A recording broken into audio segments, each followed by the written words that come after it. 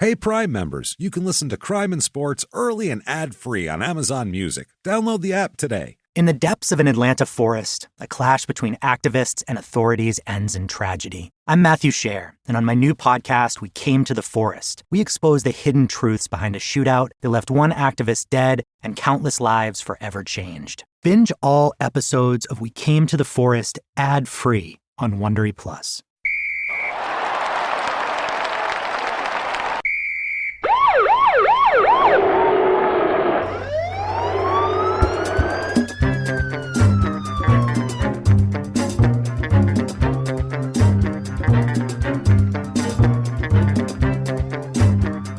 Hello, and welcome to Crime and Sports. Yay! Oh, yay indeed, Jimmy. Yay indeed. My name is James Pietragallo. I'm here with my co-host. I'm Jimmie Whisman. Thank you, folks, so much for joining us today. We have been having quite the time here on Crime and Sports. Yeah. It's just been insane for like months now. We've really been coming into some wild stuff. Today is no different. Great. Today is like we're going to dig up somebody was around in the 90s, and you're like, who the hell is that guy? Never heard of him. And he's just has quite the life that he led. I will just say that. Quickly also, next few, we got a wild here. Next basketball player? No, it's going to be Jimmie? No. Charles Barkley. All right. We'll talk about him. Next, boy, oh boy. Next wrestler? Yeah. Kurt Angle. Great. We got some heavy hitters coming up here. People you know. Very shortly. Yeah, people you know, and some wild stuff. And the next MMA fighter, which I believe we're going to do next week, is a murdering, it's multiple murder, wild stuff. So it's going to be very, very fun. Good. Join us for everything like that. And while you're doing that, I think you should give us 5 stars on Apple Podcasts. Sure. That purple icon. I don't know why that's important, but for some reason it helps drive you up the charts. So if you want to help the show, that is a very, very good way to do it. Just say what you want. Doesn't matter what you say. Right. Say you're following instructions, whatever you might want to do there. Head over to shutupandgivememurder.com right now for everything crime and sports and small town murder related. Right. All sorts of good stuff there. New merchandise. And we announced the date. What is it, the 29th of October? Thursday, October 29th, we're going to do a virtual live show thing for the all violent felon edition of the prisoner dating game. Excellent. You'll get to see the people. You'll get to see Jimmie's reactions when he finds out the horrible atrocities they committed after he chooses them. It's going to be wonderful. Yeah. 4 bachelors, 4 bachelorettes. He's going to pick one of each. Oh, it's beautiful. So much fun. More details to come as far as, price and how you do it and all that stuff. But get your calendars. Yeah. October 29th, Thursday. Clear them. Do that. Clear the decks with everything like that. If you want to be a producer of the show and get several things for your money, you can do that very easily. And you will get, number 1, Jimmie will mispronounce your name at the end of the show. Absolutely. He'll try to get it right. Yeah. That's the thing. Make an effort. People think he's over here doing a bit, and that's what cracks me up. They're like, I'd love to just watch him do it. Like he's sitting over here I want to see the bebopping and frustration. scatting. No. And I'm like, he's staring hard at paper and trying. It's not a lot to see. It's not a lot to see. It's much better audio. Yeah. Some things are better audio. I think that's a better thing audio. Yeah. Because when I see it, I just feel a little bit of sorrow. It's more sadness than it is. Sadness. Yeah. But there's not a lot of joy to find in a 39-year-old man who can't read his own writing. I tried to hug you a few times during it just to try to make you feel better, encourage you. But, he'll mispronounce your name. In addition to that, you're going to get access to all of our bonus stuff. Right. Bonus Patreon stuff here. And we have some good stuff. We have every week. It's every 2 weeks we do one for each show. You get access to all of them. Last one we did for Crime and Sports was the personal ads and sales, and that was hilarious from over the decades. And this week's bonus episode on Patreon will be about prison sports teams. Oh, yes. It's hilarious. Yeah. It's crazy what they've tried to do in prisons and how some of the programs have ended. Yeah. Holy shit, it's amazing. So, were they lucrative and profitable for not really. It's sometimes it's so, dude, there's such weird stuff. Everybody had their own reasons for doing it, and then different reasons why they ended, and weird stuff that happened. It's so strange, but it's going to be hilarious. Check that out. You can get all of that patreon.com/crime and sports, and it's anybody above the $5 level, of course, is going to get access to everything like that. So please do that. If you just want to be a good person with good karma, that's also more than welcome here. You can do that, and also, Jimmie will mispronounce your name. Sure. You can do that over at PayPal using our email address, crimeandsports@gmail.com. That said, let's get into this, everybody. Excellent. Let's do this. Oh, we got a fun one for you here today. It is, like I said, probably a guy you've never heard of, Nathan Allen Driggers. Nate Driggers. Nate Driggers. No. No. NFL? No. Should have been. Hockey player. Probably. No. Should have been an NFL player, right. but ended up in basketball instead. Really? Several people have said that. He chose the wrong sport. Bit of a kind of a violent guy on the court and and off, but on the court as well. And he's was told by several people, I think he chose the wrong sport, dude. You're a little too tough, Driggers, for this. And his nickname, being that he's so tough, given to him by a coach, is Nate Grave Driggers. Okay, so there you go. That's a frightening man. He's a frightening man, and as you'll find out what he's done, he is a frightening man. Oh boy, he's got some personality to him, though. I like that. He's kind of a perplexing cat, as we'll get into. Like he'll almost like he gets to a certain point and he's like, good enough, and he's just like, that's fine. Don't need any more. Very humble man. But it's very strange. I don't understand it. Like he doesn't really want to. Okay, let's just get into it. He's born October 12th, 1973. He's a Chicago kid, born and raised in Chicago, south side of Chicago. Oh, boy. He grows up to be a big dude. He's 6'5" and stocky but muscular. He's built like Xavier McDaniel or something like back then. I'm trying to think of an old. Everybody's built like that now in the NBA, but trying to think of somebody from that time period that looks like an Anthony Mason type. Not quite as bulky as Anthony Mason, who of course looked like, Tiny Lister, for fuck's sake. Nate McMillan looked great. But yeah, he wasn't as, No, he was like cut. This. He looked fantastic. Driggers is like, everybody says, big, too. Built like a linebacker, everybody says. He's, and acts like a linebacker, Thicker too. Sean Kemp. Thicker, but he's only 6'5", too. Wow. He gets that way because coming up through school and in college, he'll play for a small college, as we'll talk about. He plays forward. So he's 6'5" down there banging around with people, throwing elbows. Yeah. But then when he gets into the higher, leagues here, professional, he's a guard. He's 6'5", unless you're Charles Barkley and you have a 45-inch vertical jump like he did back in the day and a giant ass to bump people out of the way. Or he's playing smallest forward. Yeah. I mean, Barkley's the only guy you're going to find. I'm sure there's another one someone will think up, but that's 6'4" and small power. He's small. He's a power forward. He used to lead the league or at least be in the top 3 in rebounding. It's ridiculous. I've met Charles Barkley. He is my height. We are eye to fucking eye, and I'm like, I can't average 15 rebounds a game in the NBA. That's crazy. What the fuck, man? How do you do that? So he grows up in Chicago. From what I can find in some background search type things, he appears to have a couple of sisters around his age that are all kind of within a year or two of each other. Yeah. I believe one of them passed away at some point in the 90s. In Chicago? I'm not sure exactly where they ended up because from what I've gathered here, and there's very, very little about his background, like I said, very little about it because he never was on like a big stage long enough for anybody to really go, wonder what makes that guy tick. Right. He was always in the stage of who the hell's that guy, and then he'd leave, and they go, I never found out who that guy was, and they'd write about the next guy. Yeah. So. From what I found, though, every 4 different articles described his, quote, horrific childhood.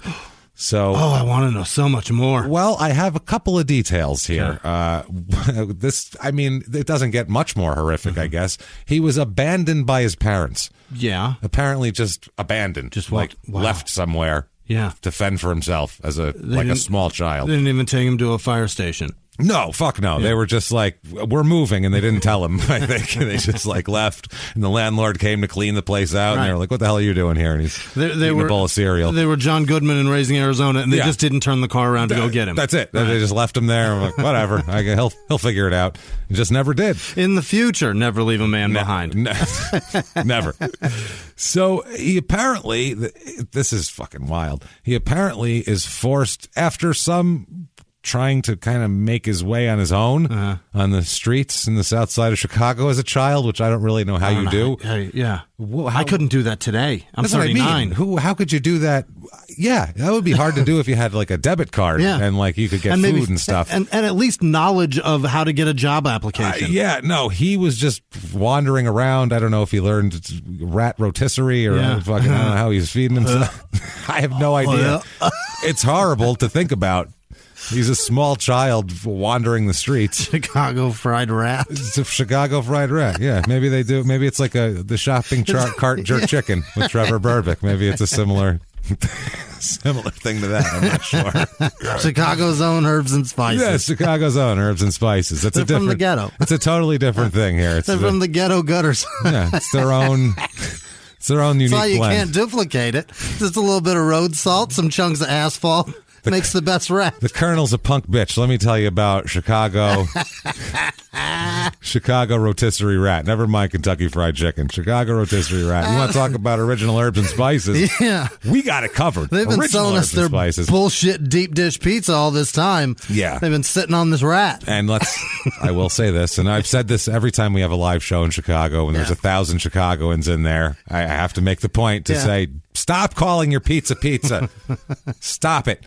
Stop it now. Embrace your casserole. It's fine. It's a casserole. I've said it since I fucking knew what a Chicago pizza was. You have a casserole. Right. It's a delicious casserole. It really is. Don't get it wrong. It's beautiful with sausage and shit in it. Delicious. It really is. But it's not pizza. No. So don't say like, oh, this is better pizza than that pizza. No, it's unique to itself. You know how long a pizza takes to make, James? Roughly about 20 to 25 minutes. Well, if it takes you an hour and a fucking half, it's not a pizza anymore. A real pizza takes like 7 minutes in a pizza oven and it's fucking done. Right. Literally like 7 to 9 minutes. I'm talking about from construction to put it in a box. Fucking 15 minutes. 11 minutes if it's a pizza guy. Like a good pizza guy, good like New York Albanian pizza guy. Forget about it. He's going to throw that shit together in 2 seconds. When it's got to cook 3 times longer than it takes to make a pizza, it's not a pizza anymore. It's too much. And then the other thing, then when they make the regular pizza in Chicago, a normal thin crust pizza, I get that you want to have the cracker crust. Fine, it's delicious too. I like crispy as much as the next guy. Why must you cut it like fucking assholes? Why? And everyone who's seen a live show knows I asked this in person and people go, yeah, why do we do that? They don't know either. Why are you making squares out of a circle? Why would you? Okay. The point of a pizza. Let's talk about a pizza right now and its properties. And okay, the point of a pizza, it's a round thing. You cut it in triangles. Therefore, you have a handle in the crust. Just a little bit on the edge. It's a natural handle. It's fucking beautiful. It's already there. Already there. And you eat the handle and it's gone. It's the most beautiful fucking thing. That's why pizza's amazing. It's amazing. It's like a sandwich. You just eat it and it's gone. You eat the bread. You eat what it's on. There's no evidence. It's done. You guys have taken that and you go, what if instead of putting my fingers on the handle part where there's a crust, what if I just put it in the greasy cheese and sauce? What if I just made my pizza disgusting with finger fucking holes in it and my fingers are covered in shit? What if I did? Oh, and there's nothing to hold the cheese on there to stick to. So when you take a bite, the cheese just all comes off at once. Comes out. And it falls down your face and you have burning hot sauce on your face. Who the fuck decided this was a thing to do with a pizza? Who said that? Yeah. What is happening? I don't understand making a square out of circles. It's just illogical. That's my problem. Doesn't make any sense. No, and circle gets the square. Fuck you. And I love Chicago. I love it. It's one of the greatest places in America. I love your food. Except I love for your everything about it. Just cut it normal, and I'll eat the thin crust and be happy with it. For the love of God. Okay, sorry. But when a fork is required, it's no longer a pizza. No, it's a casserole that's a delicious creation. It's great. It's wonderful. Stop calling it that. Not a pizza. Pizza's made a certain way. Yeah, it's been called that. You don't fucking make macaroni and cheese and say, have some of this spaghetti. That's not spaghetti. No, and macaroni could technically, but still, no, it's fucking stupid. There's a certain way it's made. It's just taking one thing and calling it something else. It's and then ruining it. That's all. It's just taking a cake and saying, you know what cake is? Right. Yeah, here's some lamb. That's cake now. Okay. No, it's cake. I called it cake. So it's better cake than your cake. But if you like the lamb, but no. It's probably a closer comparison saying, would you like a cake? Here's a cupcake. That's not cake. It's no. It's a cup. Right. So and then saying, here's a cupcake, and then just giving somebody an entire cake. That's the difference. Look, in the cupcake, it makes it very easy for me to eat it. It's nice, in one sitting. I can't hold this whole cake and mush it into my face. I'd like to try. Don't get me wrong. But whatever. So he's wandering the streets, coming up with his own special blend of herbs and spices. Chicago fried rat. Yes, just picture him on a rotisserie. It's the saddest thing you've ever thought about. A homeless, abandoned child with a little rotisserie with a rat. But for some reason, it's like Olden Polynice with the bad bin. It's an awful thought, but fuck, is it somehow funny? I don't know why. So he is, and it happened is the thing. That's the thing. Crazy. It's wild that this is real, and so he is forced. Eventually, he's taken off the streets because he's a child, and he's eventually taken. The state takes a hold of him. Somebody found him. Yeah, and he goes through. Which this might end up in the end being worse than making rotisserie rats. He goes through a series of foster homes, which. I don't know if a lot of people know about what foster homes are. Most people, like, if you just think about a foster home, you think about foster home and you think about like a nice couple who had like 2 kids and wanted more and, had a medical problem and couldn't. So they're taking foster kids. No. That's not what it is. There are situations like that where they're absolutely like that. And we're going to say some ugly shit right here, so I have to preface this by saying there are foster parents whose goal it is in life. They just want to dedicate their life to helping children and take them in and helping them, and they do everything for them, and they take in, special needs kids that nobody else fucking wants to deal with, and they, there's some amazing people out there. There are heroes. There's also a shitload of assholes, absolute monsters, look at every kid as a check, and they take in kids, and that's their profession, is they are parents of kids nobody wants, and they take money from whatever, and they got 13 of them in a 2,000 square foot house, and they're cashing these goddamn checks, and they're not doing anything for these children. And some of these group homes, I know kids that were in group homes, man, and shit like that, they're fucking horrible. They're like, basically, a lot of them are like jails, and especially very inner city ones are like fucking jails a lot of times. They're treated awful. There's a lot of violence in there. There's sexual assault. There's a lot of shit. So these kids learn to be aggressive very fucking fast. Like they get a prison mentality by the time they're 12. Remember on The Wire? Because you ended up seeing some of it there. On The Wire, Randy, the kid whose house got firebombed, and the end there, and his foster mother was in the hospital dying. At the end? God damn it. And not at the end. It's in like the 4th season. Oh, okay, I've seen that. Yeah, his house gets firebombed. Yep. He was like they kind of a half-ass witness or whatever, and they were guarding his house and all that shit. His house gets firebombed. His foster mother, who was one of the good people who took in a kid and was, very much watched over him and made sure he did his homework and all that shit. She's burned in the fire, so he has to go back in a group home, and you just see him like stealing himself for it because he's done it before. He's got money and he's putting it in the fucking spine of his book, and he's fucking like getting his shit all ready, and he gets in there and he's like ready to fight right away, and people. And that's how it is. That's how it is. That's real. That's fucking real. So when you learn later about how he got a nickname like Grave Driggers, it makes sense with his upbringing. If your parents abandon you, you're on the streets, and then you grew up in a series of foster homes, mean it never worked out. Right. It means it didn't go well. It wasn't permanent homes. No one took him in, and we're your new family. There was no Blindside bullshit going on here. You know what I mean? I don't mean fucking racially, just of any kind. Somebody taking sort of in just kids. Helping a child didn't happen to grow to their potential. It's just and not there. I realized that, Mike, that was also a load of shit, and that kid would have been fine on his own still, but either way, I'm just saying there was no story like that with this when it came to it. It was just bad. And being honest, that movie really fucked that guy's whole life. Oh, yeah. Now he's that guy. It must have been so nice having Sandra Bullock help you. And he's like, I was doing shit. I played football. I worked my ass off before I met that woman. Fucking earned her Taco Bell money. I could have made more in the NFL. I don't fucking need it. And now I'm out of it because nobody cares. Weird thing, on an episode of Below Deck, the boat show there, her and her friends were the real party. lady? The real lady were the party there. Jesus. It was like this fucking lady. She can't stop cashing in on him. I would just be going around telling people I just gave, it wasn't that he would have been great. Honestly, he was a good kid. But instead, she's out there running around acting like I'm the reason I saved him. I made it. I saved him. I basically was drafted by the Baltimore Ravens. The Baltimore Ravens quarterbacks should thank me for their great protection because for not having broken legs. They would have them if it wasn't for me. They should just sponsor the chalupa. You're welcome, Sandra Bullock as well. So gave away a lot of free twisties. Oh, you know it, always. So he's forced to grow up in a series of foster homes. Yeah. And then eventually, we always talk about silver-haired middle-aged white men. And we always say that's not a non-racial thing. It just happens to be kind of the blanket term you use, and could be any color, dude. Any color, any gender. It doesn't have to be a man. Just happens to be overwhelmingly populated by white men with fucking silver hair that are willing to overlook anything if it helps what they're trying to do. Right. If it helps them as a coach or whatever, we'll overlook any indiscretion that goes on. That's the normal. Overwhelmingly, that's what they look like. Yeah, to the detriment of society. Yeah. The greater good doesn't matter.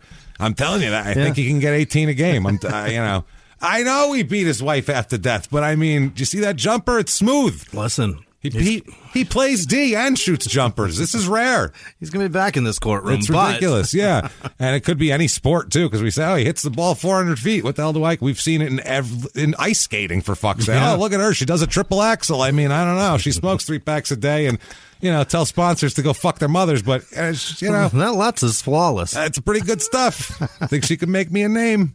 So it's everywhere. Yeah. He finds sometimes it's actually helpful for the kid, and a lot of times it is. And in this situation, his basketball ability helps him to where a basketball coach basically adopts him, takes him under his wing, moves him into his house, teaches him everything about basketball, really just makes him, obviously this is helping the basketball coach too. Obviously, yeah. This is a 6'5" athletic, aggressive guy that you're getting. So you want him, but at the same time, for Nate, this is great. It's better than a series of foster homes. Yeah. Gives him some stability for high school anyway to play basketball. They should call those very specific concentration camps rather than foster homes. I get the foster homes really easy to say. Group homes are they're the toughest. That's the ugly. They're tough, man. And it's such a brown, just a bland, blends into the fold word. Yeah. Group home. Yeah, it's opaque tan beige. Sounds very unoffensive. Phoenix. Yeah. You say tan beige because in Phoenix everything is tan beige and blends in together. So that's why we're using it as a blending. It's the camouflage of our landscape. It's a blend. And that's what group home does. It just stitches a terrible idea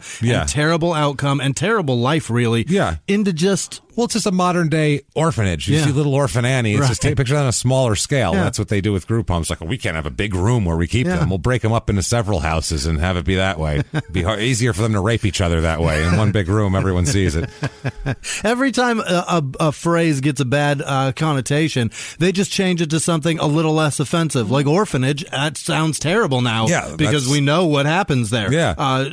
Foster homes started... orphan. Right. No one wants to be called an orphan. Foster homes started to get an ugly feeling about it. Then they moved it to group home. I feel like we're close to getting rid of that too. Something, who knows what the next thing will be. And like I said, though, and we both said, some people that if you're one of those people that do that and do it to genuinely help kids, thank you. Hats off to you. That's amazing. You're doing great. And sorry you're overwhelmed by the people that do it in a negative way. So like Scoutmaster, same thing. That's Scoutmaster, anything like that. Priest. It's the word clergy. And it will say, fuck that. I grew up fucking Catholic with all that shit, and it's like, I could say whatever I want. Yeah. And you think that. There's a lot of priests that I'm sure are very nice that are trying to help people Took do a vow things of and all that. and run with it. The problem is, if one of them was fucking them, they weren't like, hey, stop fucking kids. Hey, he's fucking kids over here.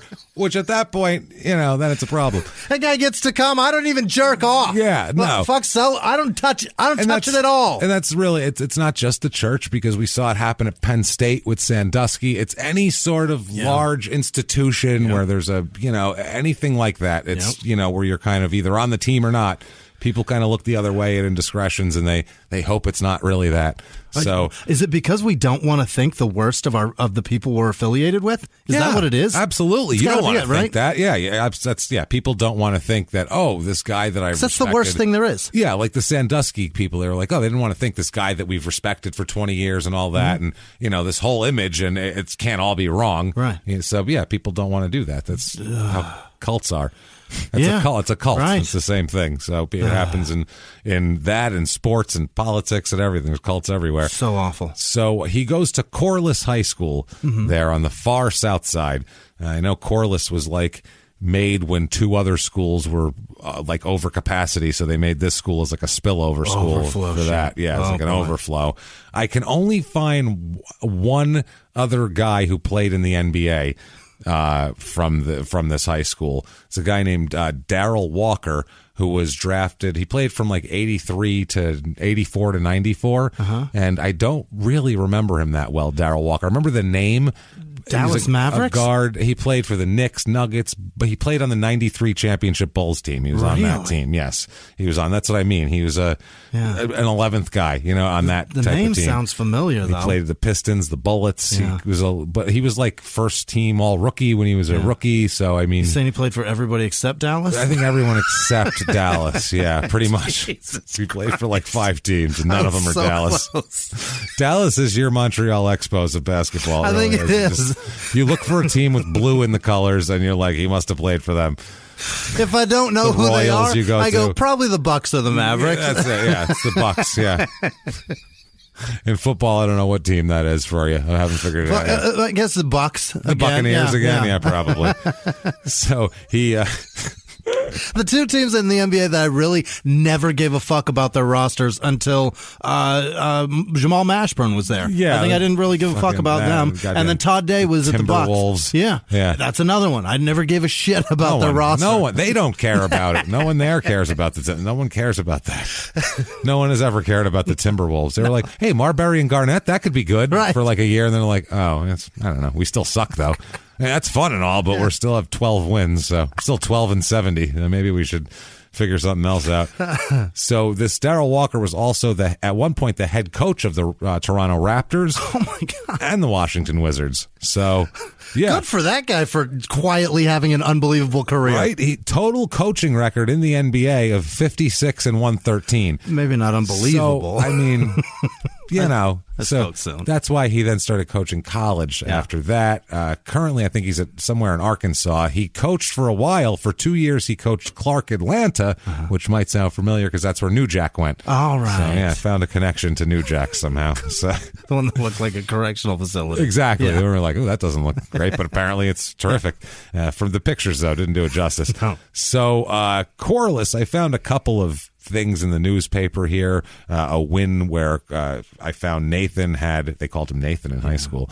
Nathan Driggers, who had 13 points in Corliss's 64-62 win over Fenger. He sank 2 free throws with a minute left to give them a lead and the win. Okay. So that's he was clutch there. November 1990, he is on the all-tournament squad of some high school tournament in the city, some all-city tournament squad. Okay. So I think his team got beat up, but he ended up being one of the all-stars of the tournament. Great. So he's getting some people are looking at him a little bit, but the high school he's in is not a big basketball power. Like we said, one NBA player. Right. So it's not somewhere that scouts are really, college scouts and everything are really all over. Sure. They need to know about it. So he doesn't really have he's not pursued by all these schools. Right. It's not like that at all. March 1991, he's trying to pick a college. And so the coach at Corliss, Don Young, he said that Nate was awaiting his ACT scores before deciding which college he will attend. Yeah. He's going to see... I don't know how smart I am yet. The best one that he's smart enough to get into. He's going to figure that out. He's not sure yet. Right. We'll find out where he went. I don't think he did well on this test. Let's just say that. Based on where he went, I'm going to say he probably didn't ace this ACT, I would say. Okay. Which, I mean, also, Christ almighty, coming up through school, this kid couldn't have had Fuck, how do you do your homework by rotisserie rat light, number one, and shit like that? I don't know how well he was educated, or if he was just kind of, what do they call it when they graduate people that are social? Push through? I don't know. There's a word for that, the technical term, social advancement or whatever the fuck it is. That sounds right. I don't remember what it is, but basically they're like, well, you're old enough to be in the 8th grade, so you're in the 8th grade. You're dumb enough to be in the 4th grade, but you're pretty big. So we can't have you driving to 6th grade. That's the thing. You're on your way. Again, on The Wire, it's what happened to poor Dookie. Yeah. They were like, well, you're all aged out of middle school. Enjoy high school. He's like, huh? Next thing you know. What a phrase. Next thing you know, you're running into Dookie, and he says, I'm outdoors now. So it's a problem. What a phrase. What a phrase. Yes, it is. So is Corliss in Chicago? Corliss, yeah, far south Chicago. Got it. He awaiting his ACT scores to figure out which college he'll attend. Now, the coach, Don Young, says that Nate is a straight A student. Okay. Which, if he's a good basketball player and a straight A student, he would have his fucking pick of the lot of colleges. Yeah. Especially places like Notre Dame, places like that you have to have a certain grade to get into there, no matter how good of an athlete you are. Right. Like Duke. Yeah. Duke, it doesn't matter. If you're a great ball player, they force you to make you go to class. Yeah, and even if you're there for a year, to get in, the prerequisites are still pretty high. Sure. Not prerequisites, but the bar is still pretty high to get in. You can't have a D average and shitty SAT scores and be on the team. That looks bad. Yeah, exactly. So some colleges are like that, but he is averaging 25.7 points a game. He's unbelievable. So, yeah, if you averaged almost 26 points a game in high school and you're a straight A student, you would have every fucking college you can go anywhere you want on earth. Yeah, do anything you want here. And that's what the coach says. The coach says, quote, his choice is still wide open. He's just directing all of his energy to the ACT so he can talk with the schools. Right. I've never heard this in all of crime and sports. Have we ever heard anybody so concentrated on ACT scores?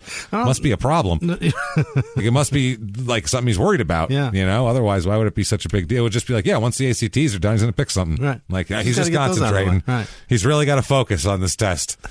So they said schools that have shown interest in him are Illinois, which, hey, that's a good school. There, Fighting Illini, it's a big school, Division I thing. Illinois, Chicago, which is a smaller school. College of St. Francis, which I'm not sure exactly what that is, and Marquette, which is... These are all great schools. Marquette's in the tournament all the time, too. So that's, 2 tournament teams from time to time whenever they're half decent. And he was hip-hop's biggest mogul, the man who redefined fame, fortune, and the music industry.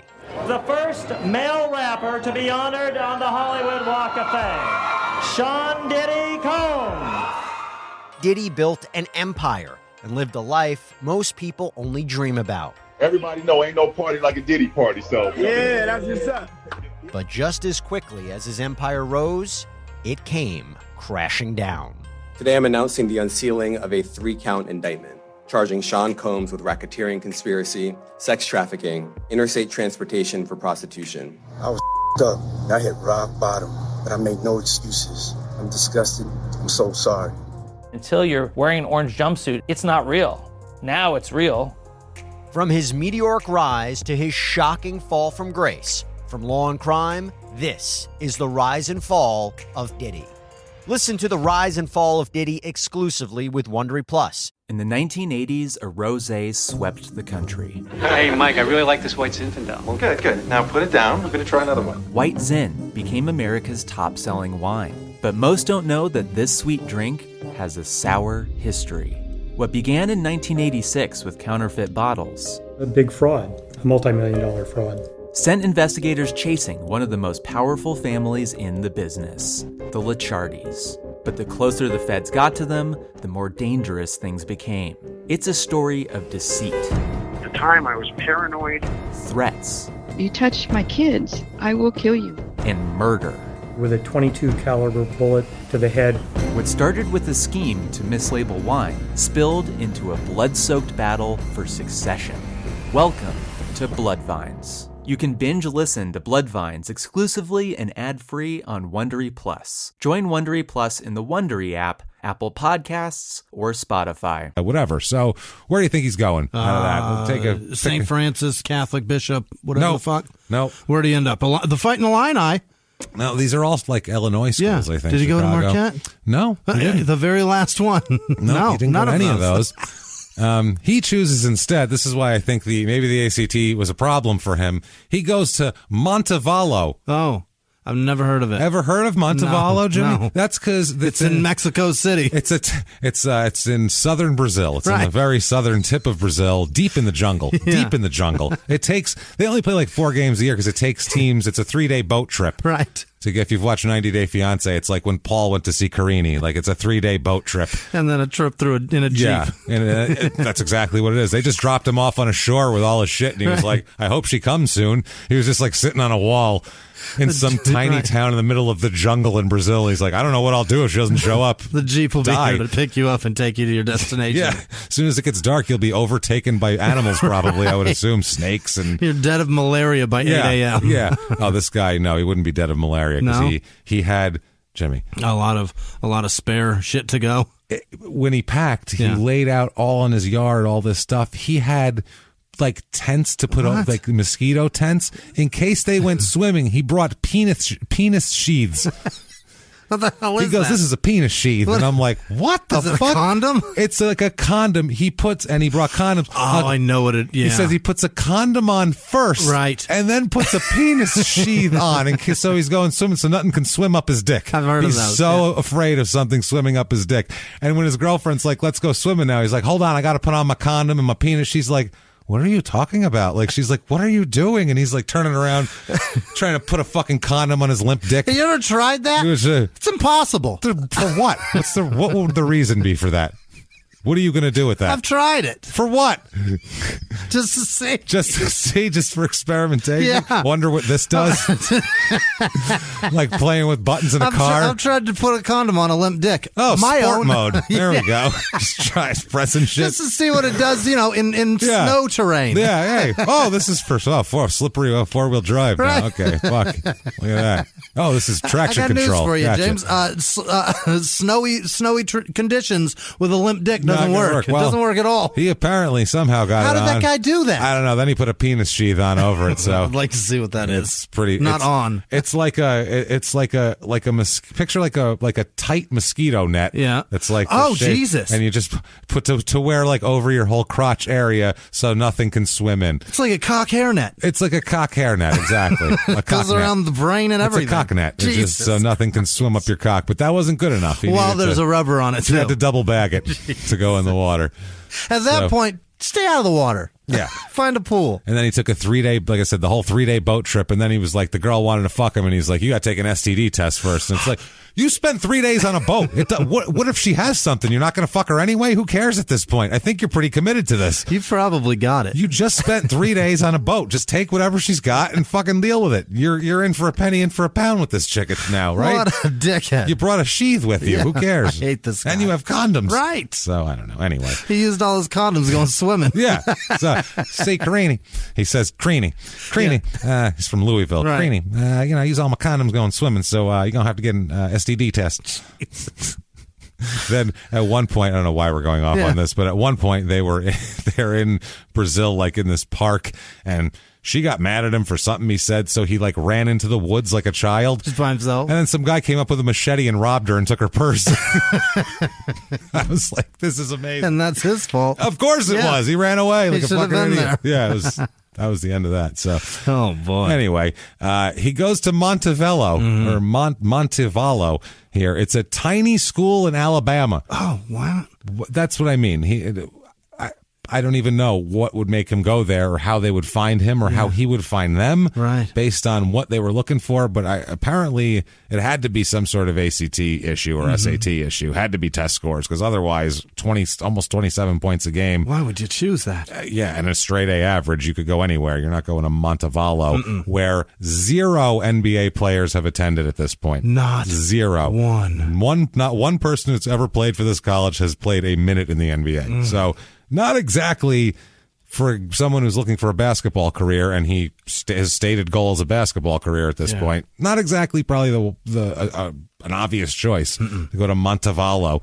Unless you're going there to be just the best they've ever seen. I mean, yeah, maybe big fish in small pond, Yeah. but there's small ponds, and then there's fucking puddles. This is just a moldy hole. No offense to Montevallo, but if you're a basketball player, Yeah. this is like a grimy hole that mosquitoes are breeding in your backyard. This is where you go to quit. Yeah, your dog dug a hole, you forgot about it, it rained, and then 4 days later, there's mosquitoes everywhere. That's what's going on here. Holy shit. So 91-92 for Montevallo. He plays in 29 games as a freshman. He's only 18 years old at this point, so, I mean, young as shit. He averages 13.4 points a game, though, so for a true freshman, that's pretty good. This league must be pretty weak, is what I'm getting at. 6.4 rebounds a game, so he's doing pretty well here. Not bad. He was the team's second leading scorer and the leading rebounder as a freshman. Wow. So right away, they're probably pretty happy with what they got here. 92-93 with Montevallo. He plays in 29 games again. That must be how many they play, I guess. This time he plays a lot more, too. His minutes are up. He averages 19.7 points a game and 7.1 rebounds and 1 assist a game. He's figuring it out, man. Yeah, he's crushing down in Montevallo here. The team ended up with over 20 wins that year as well, so they were much better. Like apparently people started coming to the games again, and he was an exciting thing here. He was the only NAIA. Montevallo's in the NAIA, by the way. They're not. They ended up after this being absorbed, I believe, into Division II. Yeah. But before this, they were NAIA. So, which is like, second tier NCAA, basically. Yeah. He was the first team All-American selected as a sophomore, as the only NAIA first team All-American as a sophomore. So not bad. And also garnered the Southern States Conference Player of the Year award and the Male Athlete of the Year award as well in the conference, leading the conference in scoring, rebounding, and shooting percentage. So he's fucking crushing Montevallo. Absolutely. The NAIA first team here, I just found some of these pretty kind of fucking funny because of the schools they go to that I've never heard of that are pretty awesome. Driggers here, like we said, Montevallo. Kevin Franklin from Oklahoma City, that powerhouse college that you... Not the Thunder. No. Just Oklahoma City, the college. Wade Goins, who actually played. Urbana, he was there. Antonio Harvey of Pfeiffer. It's a powerhouse, Pfeiffer. Roger Huggins of Hawaii Pacific. Wow. Wow. He just went there to hang out on the beach. He's from London. Okay. So he just was like, I can go to Hawaii right. where it's not cloudy. Your beaches have sun? Wow. I'm in. Fuck yeah. This is great. Jesus Christ. Jason Pepper of Central Washington. John Pierce of Lipscomb. We've actually heard of that one. These are the best players? Yeah. Saint Anna. I don't know that one. Is that at a all. person? No, that's Saint Anna. She was a vicious dunker. Amazing. From the foul line. Right. Finally, Mark Tandy of Georgetown, Kentucky. Yeah. Yeah, not George. Not the... No, right. Those are fun for me, those fucking shitty little colleges. So 93-94, he's having a great year still. He's killing it. And then in December of 93, middle of the year, he breaks his leg in a game. And breaks his leg, and his season's pretty much over from then, obviously. So that's I mean, in the time that I've watched the NBA, I've maybe seen 4 broken legs. Yeah. I don't think it was like a snap thing. It was one of those like fractures, and he ended up with but either way, breaks his leg in a game, and he's out for the year because, broken leg is that dude from the Celtics is the last one I remember. I forget his name, the redhead kid. Oh, that was gross. Yeah. Fuck, I don't. He has a nerdy ass name, but it's a fucking Gordon. Gordon. What the fuck? Hayward. Yeah. Gordon Hayward. Yes. Terrible looking. The worst. Yeah, I've never seen a broken leg like that. Basketball broken legs are bad because they're always like coming down, doing something awkward. Yeah, and you're like, and there's this giant man coming down on a leg, and the leg can't handle it, and it just lets go. It's almost, and it's a long leg, so when it snaps, it's like it's like a gunshot. When you see that, look so loud. Have you ever seen Sid Vicious, the wrestler? Sid, have you ever seen him break his leg? No. The footage of it. It's the most horrific thing you'll ever see in your fucking life. He's like 6'8". Okay, he's a big giant guy, and he goes up on the top rope. Oh no! Jumps off to do like a kick in the face, like not a drop kick, right? Like Hulk Hogan does the boot to the face, standing there. So he's coming down and like landing on one leg and kicking you in the face with the other. The leg he lands on just snaps in half. Oh my! And it's fucking horrible. It's absolutely horrible. Why is a broken leg absolutely so the bad. worst thing to see live? Because a broken arm's one thing, you know what I mean? Because a leg, you just shouldn't have that. Right. It just shouldn't look like, that doesn't look right. It's the hardest bone in your body. Those should never break. No, the guy that slid into first and kicked himself in the back of the head, that's wild. Jesus. Yeah, you've seen some crazy I can shit. see it when Joe Theismann with his bones sticking out. That one was crazy because that one wasn't like contact on the leg or landing on the leg. It was just sheer tension. He planted his foot and Taylor ripped in the other direction, and rather than going with him, he tried to keep his foot planted, and LT's coked up fucking strength just ripped him so hard that it snapped his fucking femur. Imagine that. That's crazy. Or his tibia, whatever the fuck it was. Tibia or fibula. One of them. Yeah. Fucking snapped it. Broke it in half. Imagine the torque you have to use to snap a fucking leg in half like that. I can't even fathom. It's wild. And all of them stick in your head. I've never seen it ever again. Right. Have you? No. I've never seen that happen in football before. Be turned sideways and his leg not go. And fucking torn to a broken leg. I've never seen it happen. It's like that bad anywhere where it snaps and sticks out of the fucking uniform. The other dude from the Niners that had it happen on the same day. Very similar. Or Tim Krumrie of the Bengals in the Niners-Bengals Super Bowl. I forget the kid's name, but he just started again. Yeah. It doesn't matter. Super Bowl with the Bengals and Niners there in 88 when Tim Krumrie, the nose tackle for the Bengals, it was the first quarter, and you just saw his leg, it snapped. On the shin, and it flopped back and forth. Jesus. His foot kicked both sides of his leg. You can, if you see him. Fucking why horrible. is that something? I've seen hands and arms breaking. Yeah, I've seen that happen. The leg, when it sticks with you. Yeah, that never goes away. Makes you go because I don't want that to happen. Nobody. You don't want to see it. You don't even want to see it happen. The Ultimate Fighter guy, Silva, when he kicked that dude's thigh or his shin, and his foot wrapped around it like a spaghetti noodle.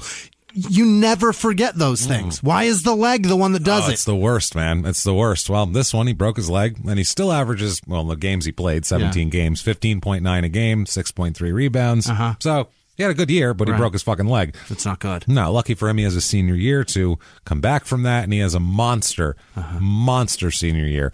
All 29 games he played in. And crushes it. I mean, this is ridiculous. It's 548 field goal percentage. Wow. From someone who's not a center. Yeah. It's pretty fucking good.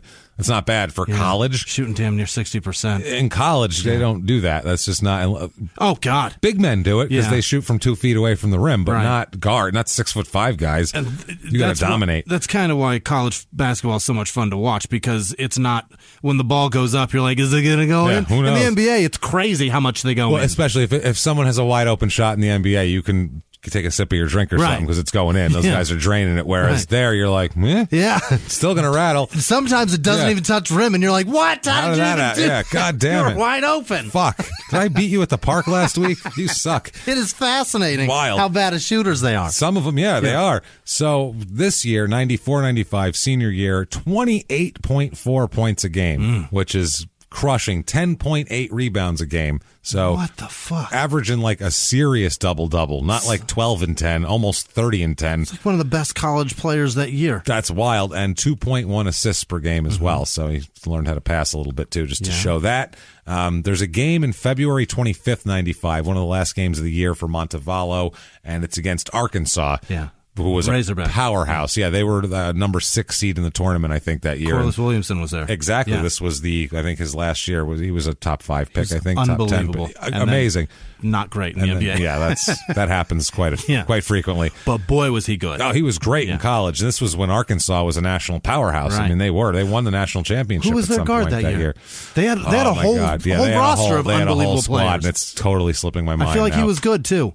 Not Van Exel good, but good in college. Yeah, shit. Now I forget. I'm trying to think. It doesn't matter. No, that's Missouri. I was going to say Anthony Peeler, but that was Missouri, and he was earlier. But their whole lineup was great. Yeah, they had a goddamn good lineup, and so this was kind of the last game, one of their last games before the tournament. Arkansas, they were going into the real tournament, NCAA tournament. So there's kind of a tune-up against Montevallo, and Arkansas goes on a 30-13 lead at first. Wow. Just to open it up. But Driggers comes back, actually, and drops 3-pointers on him. He ends up with 6 3-pointers that day in the first half. Wow. He had 24 points and 6 3-pointers in the first half. Suck it, Corliss. Dropping. Yeah, that's what he wanted. That's what he was trying to do. I mean, that's all it's fucking basically all three-pointers. Yeah. 18 points and three-pointers, and then 6 otherwise. Razorbacks then, at the end of the first half, they go on a 28-1 run, start crushing them. They ended up with by the end of the first half, a 62-33 lead. Wow. So not good. In the second half, Montevallo gets no closer than 26 points. Ouch. Rough, but Nate, doesn't matter. Nate crushes it. Yeah. Nate shows what he's about. He finishes with 37 points, setting a record for the arena that they were playing in. Is that right? Yeah, the Bud Walton Arena there. So that's pretty goddamn impressive because that's against competition. That's against a national powerhouse team. Right. And he knew he had to show, this is like one of his last college games, and he had to show I can do it on a big stage against a big team, not just some, NAIA bullshit. So he does. He finishes the game 11 for 29, but 7 for 11 from three-point range. So dropping some shit. He's pretty goddamn good. The coach here of Montevallo says the difference was in the second half when they basically outworked us. They out-talented you. Yeah. Let's be. They had a whole team of Driggers, and you've got one. Yeah, it's a problem. You don't have to outwork them. They could really seriously be lazy and still beat you by 30 points because they have talent. Period. They have a bunch of taller guys that have talent. That's just one of those things. Yep. But the coach doesn't see it that way. He says that was the story, and that we didn't convert when we had to. Yeah, you made less shots than them. That's how the games work. Jesus Christ. But it was the strategy, though. Listen to the strat. It's amazing that he had 37 points. Quote, anytime Nate gets the ball, he's going to have 3 guys around him, and some other people just have to start hitting. So Nate gets the ball. He gets triple teamed because he's the only guy on the team that's any threat. And he's still putting 30 on the board. He's still putting 37 on the board. Unbelievable. And getting triple covered. That's probably why he was dropping threes, because that way because he's far away from the basket. It didn't give them a chance to triple team him. Right. He got the ball out there, shot it up, and that makes sense. But he figured out a way around their defense, which, again, that's what a good player does. So not too bad here, but no one else does shit on the team, and that's what happens. So 95, he's on the NAIA first team, and that includes a bunch of guys you've never heard of at all. Yeah. Pernell Purry. Nope. Never heard of him. Fucking Kerry West. Pernell Purry. Sounds like the name of the Panthers mascot. It does. Pernell Perry. Oh, okay. Pernell Purry. Same thing. Nope, it's Pernell Purry from now on. His name is Pernell. I'm so happy I fucking messed that name up right now. You have no idea. Best mistake we've made in a while. Pernell Purry. Hi, I'm Pernell Purry. I'm the mascot. If the Panthers don't change Sir Purr's name to Pernell Purry, they're a bunch of pussies. That's what they are. Roar. I have claws, I have claws, Rory. Pernell Purry right here. He talks like Sebastian from Charlotte's Web, I figure. I'm Pernell Purry. Unbelievable. Oh, he plays for the mascot for the Panthers, the most homosexual mascot ever. I guess. Well, I think Sebastian was played by Fred Lynn, wasn't it? It was. I don't know. He was the circle gets the square. He was a very flamboyant type of guy. So that's fine. Doesn't bother me. Who cares? Pernell Purry's gay. What do you want? You're going to call him Sir Purr? Drag queens wear a lot of crowns. You fucking judge him. He's fine. Worry about his lifestyle. It's nothing to do with you. None of your goddamn business what he does with himself. Yeah. You hit it up and do whatever you want. Pernell Purry. Suck as many little cat dicks as you feel the need to. I don't care. It doesn't bother me at all. So he's on the first team with such luminaries as David Beavis of Arkansas Tech. Beavis. Oh, Beavis. That poor bastard. David. He hates Mike Judge. Bevis. David Beavis in 1995 too. Poor fuck. Hey Beavis, come over here. God damn it. Everybody laughs. Everybody thinks they're making fun of him, calling him Beavis. It's like, that's my fucking name. You're not even doing anything clever. Stop. It's not fair. All you did was read. Nobody's nice to me. Everybody's mean. Everybody pulls their shirt over their head and fucking tells me about Cornholio. Right. Great. That's wonderful. You need TP for your bunghole. Thanks. Terrific. Great. I didn't pick this name. Life was great until 1992. Right. Fuck you, Mike Judge. And then it was all downhill from there. Jesus. He's wishing anal warts and all kinds of horrible shit on my judge. Fucking aggressive anal warts like Sly Williams. I won't even watch Office Space. No. Fuck that guy. No. Idiocracy, none of it. So this particular deal here, other cities here, Birmingham Southern, this is another college, Oklahoma City, Oklahoma Baptist, Life. That's the name. What? Jerry Jones of Life. Okay. Life in Georgia. I don't know. Oh, boy. Purnell Purry of Voorhees. Jesus, Kenny Watson of Incarnate Word. What? Good Lord. That's Kenny Watson of House of Non-Consensual Sex is what that sounds like. Jesus Christ. I like unconsensual better. Unconsensual sounds much better. Sounds about the education level of somebody that would do that. Probably. I'm going Incarnate Word. The girls don't give it up, but you could take it. Like that's their fucking unconsensually. Unconsensually, if you know what I'm talking about. College kids coming there. I'm coming for the unconsensual sex. It's going to be wonderful. Jesus Christ. Then Kerry West of Belmont, which is actually, they make the tournament sometimes. Kerry West played, didn't? He might have. He played for Belmont. Okay, Belmont's a decent school. So but that sounds possible. like a name I recognize. Yeah, and then Probably Jason. not. No. And then another guy from Georgetown, Kentucky. Right. March 21st, 95, he is named the NAIA Player of the Year. All right. He finished his career at Montevello, ranked first all-time in career points with 2,054, scoring average with 19.8, field goals, free throws. He's the leading guy that's ever played there. He had 825 points and 28.4 points per game, which was the highest ever in the school history as well. Wow. So he is the king of Montevallo basketball. He averages 20 points a game. For his whole college. That's unbelievable. That's amazing. And fucking almost 30 for his senior year, Right. which is wild. 1995 NBA draft comes. Here we go. Small school, but I mean, people get drafted from small schools. It happens all the time, as we see here. Is this Jamal Mashburn's draft? This is Joe Smith. Okay. Who did not turn out well. Whoops-a-daisy. That was a bad pick by the Warriors there. Not a good one, No. Joe Smith. It looked good for a while. Oh, Remember, he was great in college. He's one of those guys. This is one of the biggest bust drafts. There's a few guys in here. The whole draft? There's a couple guys that worked out really well, as we'll talk about, but then there's a few that were really hyped and really didn't work out so well. Antonio McDye's number 2, who he was fucking great in his day. For a long time. He really was. I mean, when he played for the Suns and the Nuggets, that dude Did he was play an too long, you think? man. Yeah, he drug it out a little bit, but because he was making big money. Right. But he, could he fucking soar back in the day? A dunk machine. Those oops to him, holy shit, they were pretty to watch. You couldn't stop him either. No. Oh, he was so unstoppable strong and fast. He'd cut down that court. That's another big guy that was fucking huge. He could huge. move, man. Yeah. He could move. Jerry Stackhouse, number 3 overall. He turned out pretty goddamn good. He was around for a long time. Rasheed Wallace, number 4. Again, Rasheed was around forever. He was great. Kevin Garnett, number 5, was an all-time great Hall of Famer. Number 6, this is they made a huge deal out of it. This tells you, don't draft white centers with crew cuts. That's a bad sign. It's never going to do well. Right. Bryant Reeves, remember him? Big country. Old big country. To the Grizzlies? The Grizzlies, you bet your ass. Vancouver. Played at Oklahoma State. Right. Just was the most mediocre Eric Montross, Greg Ostertag. Just blends in with them. Damon Stoudemire, number 7 from U of A, of course. Sean Respert. Wow, that's a fucking bust at number 8.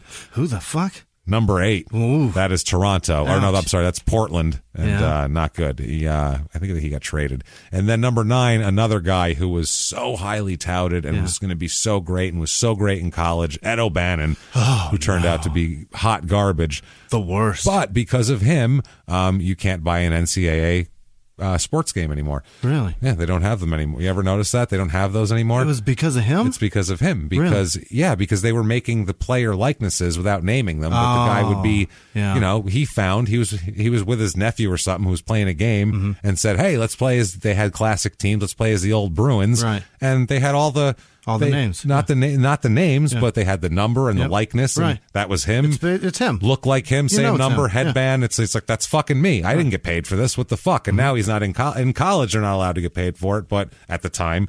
But afterwards, he's like, I've been out of college for 15 fucking years. Send me a paycheck. Absolutely. And so he sued, and that's how that went on. And he won. And he won. Yeah, Okay. he ended up winning it because you can't just reproduce people, put them on a game, and not pay them. Think he got paid more money for that than he did for his NBA career? I wouldn't doubt it. And that's why he didn't fucking go play anymore? That and nobody wanted it? Oh, no, he was done. Yeah, he was done once this was like years after he retired. All right. Yeah, he's a huge bust. So they don't make them anymore, and that's why? I think that's, I don't think, if they do make them, they don't make the likenesses, so it's not, you can't, if and you're at that point, with, what the fuck, who cares? Yeah, if you're playing with the college, say you're playing college football, you want the quarterback and the running back or whoever the fuck it is, and if it's not that player, what am I doing? What am I playing doing with a here? uniform? Right. What's the difference? Right. So other guys quickly in this draft, Kurt Thomas they ended up playing for the Knicks for a long time there. Gary Trent, Cherokee Parks, remember him? Yeah. Was he Duke, I think? He's big and white. He's probably from Duke. Center. He's an Ostertag. Cherokee Parks. Corliss Williamson went 13 that year. To the Kings. To the Kings, exactly. Eric Williams, who I barely remember. Was that the Kings also, Eric Williams? The Celtics. Magic. Celtics he went to. Brent Barry. Yeah, Clippers. Goes to the Nuggets originally, traded to the Clippers after that. Alan Henderson, who I remember from Indiana. He was a small forward or power forward. Bob Sura. Oh, fuck! I do know that one. Magic. I barely remember Bob Sura. He got drafted by the Cavs, but maybe Theo Ratliff. Randolph Childress, Jason Caffey, Michael Finley, who was underrated. He was a great player. No one remembers Michael. I mean, once you bring him up, but no one ever would say, it was good Michael Finley, but he was a fucking badass, man. Did he go to the Mavericks first or the Suns? Suns. Yeah. Suns, from on a trade with the Lakers there. And then from there, it kind of drops off into your Lauren Myers and your David Vaughns and your Cheryl Fords and your Mario Bennett's from ASU. Jesus, remember him? Yeah. And your Greg Ostertag, 28 overall. So the draft thins out remarkably after the top 15. Real hard, that shit thins out. And then second round, you got guys like Andrew DeClerc and Jimmy King and guys like that. King wasn't that bad. Eric Snow played for fucking Philly for a long time. Played for the Magic also. Probably. But he played for the Bucks at first, and I remember him on Philly with the same backcourt as Iverson. Got it. Snow and Iverson back there a little bit. Fred Hoiberg. Remember him with the Pacers? Nothing. Little white guy. I got nothing. Little point guard, shooting Hoiberg? guard. Fred Hoiberg. Jesus. I remember him with those teams. But yeah, that's there. You notice the guy I didn't name? Yeah. Nate Driggers. Not drafted at all. Ouch. And I mean, there's Chris Carr's from Southern Illinois. That's but how do you take Hoiberg over a guy that just dominated the NAIA? I didn't mention a bunch of other guys a couple of guys that never came over from Europe, guys like that were drafted. They don't draft him. Took a chance on that. But not old Driggers here. Wow. But one league does take a chance on him, and that is the CBA, the Continental Basketball Association. Not Canadian. No, which we've discussed many times here, the CBA, where people go to die. Right. Where basketball players go to not get arrested for a while and try to get back in the league. Yeah. You have to go there. Doesn't really matter what you do on the floor because you're playing against nobody. Yeah. So mainly just, can they go down there, not get in trouble or not fail any drug tests for a while? Yeah. And then maybe they'll let you back in the league.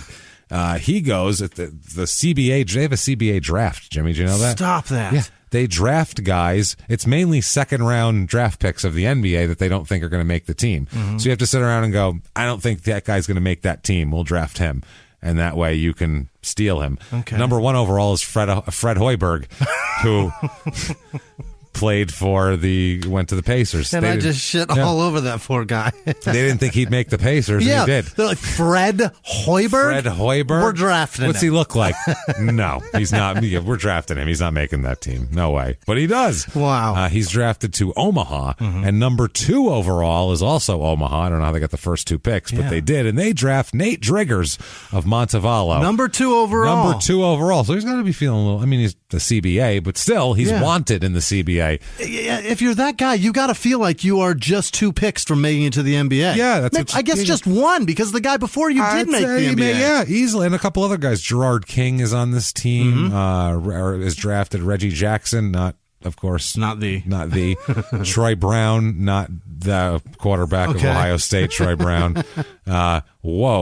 Quonzo Martin. What? Cuonzo. Nope. Wow. Donnie Marshall of Connecticut, that he ended up playing.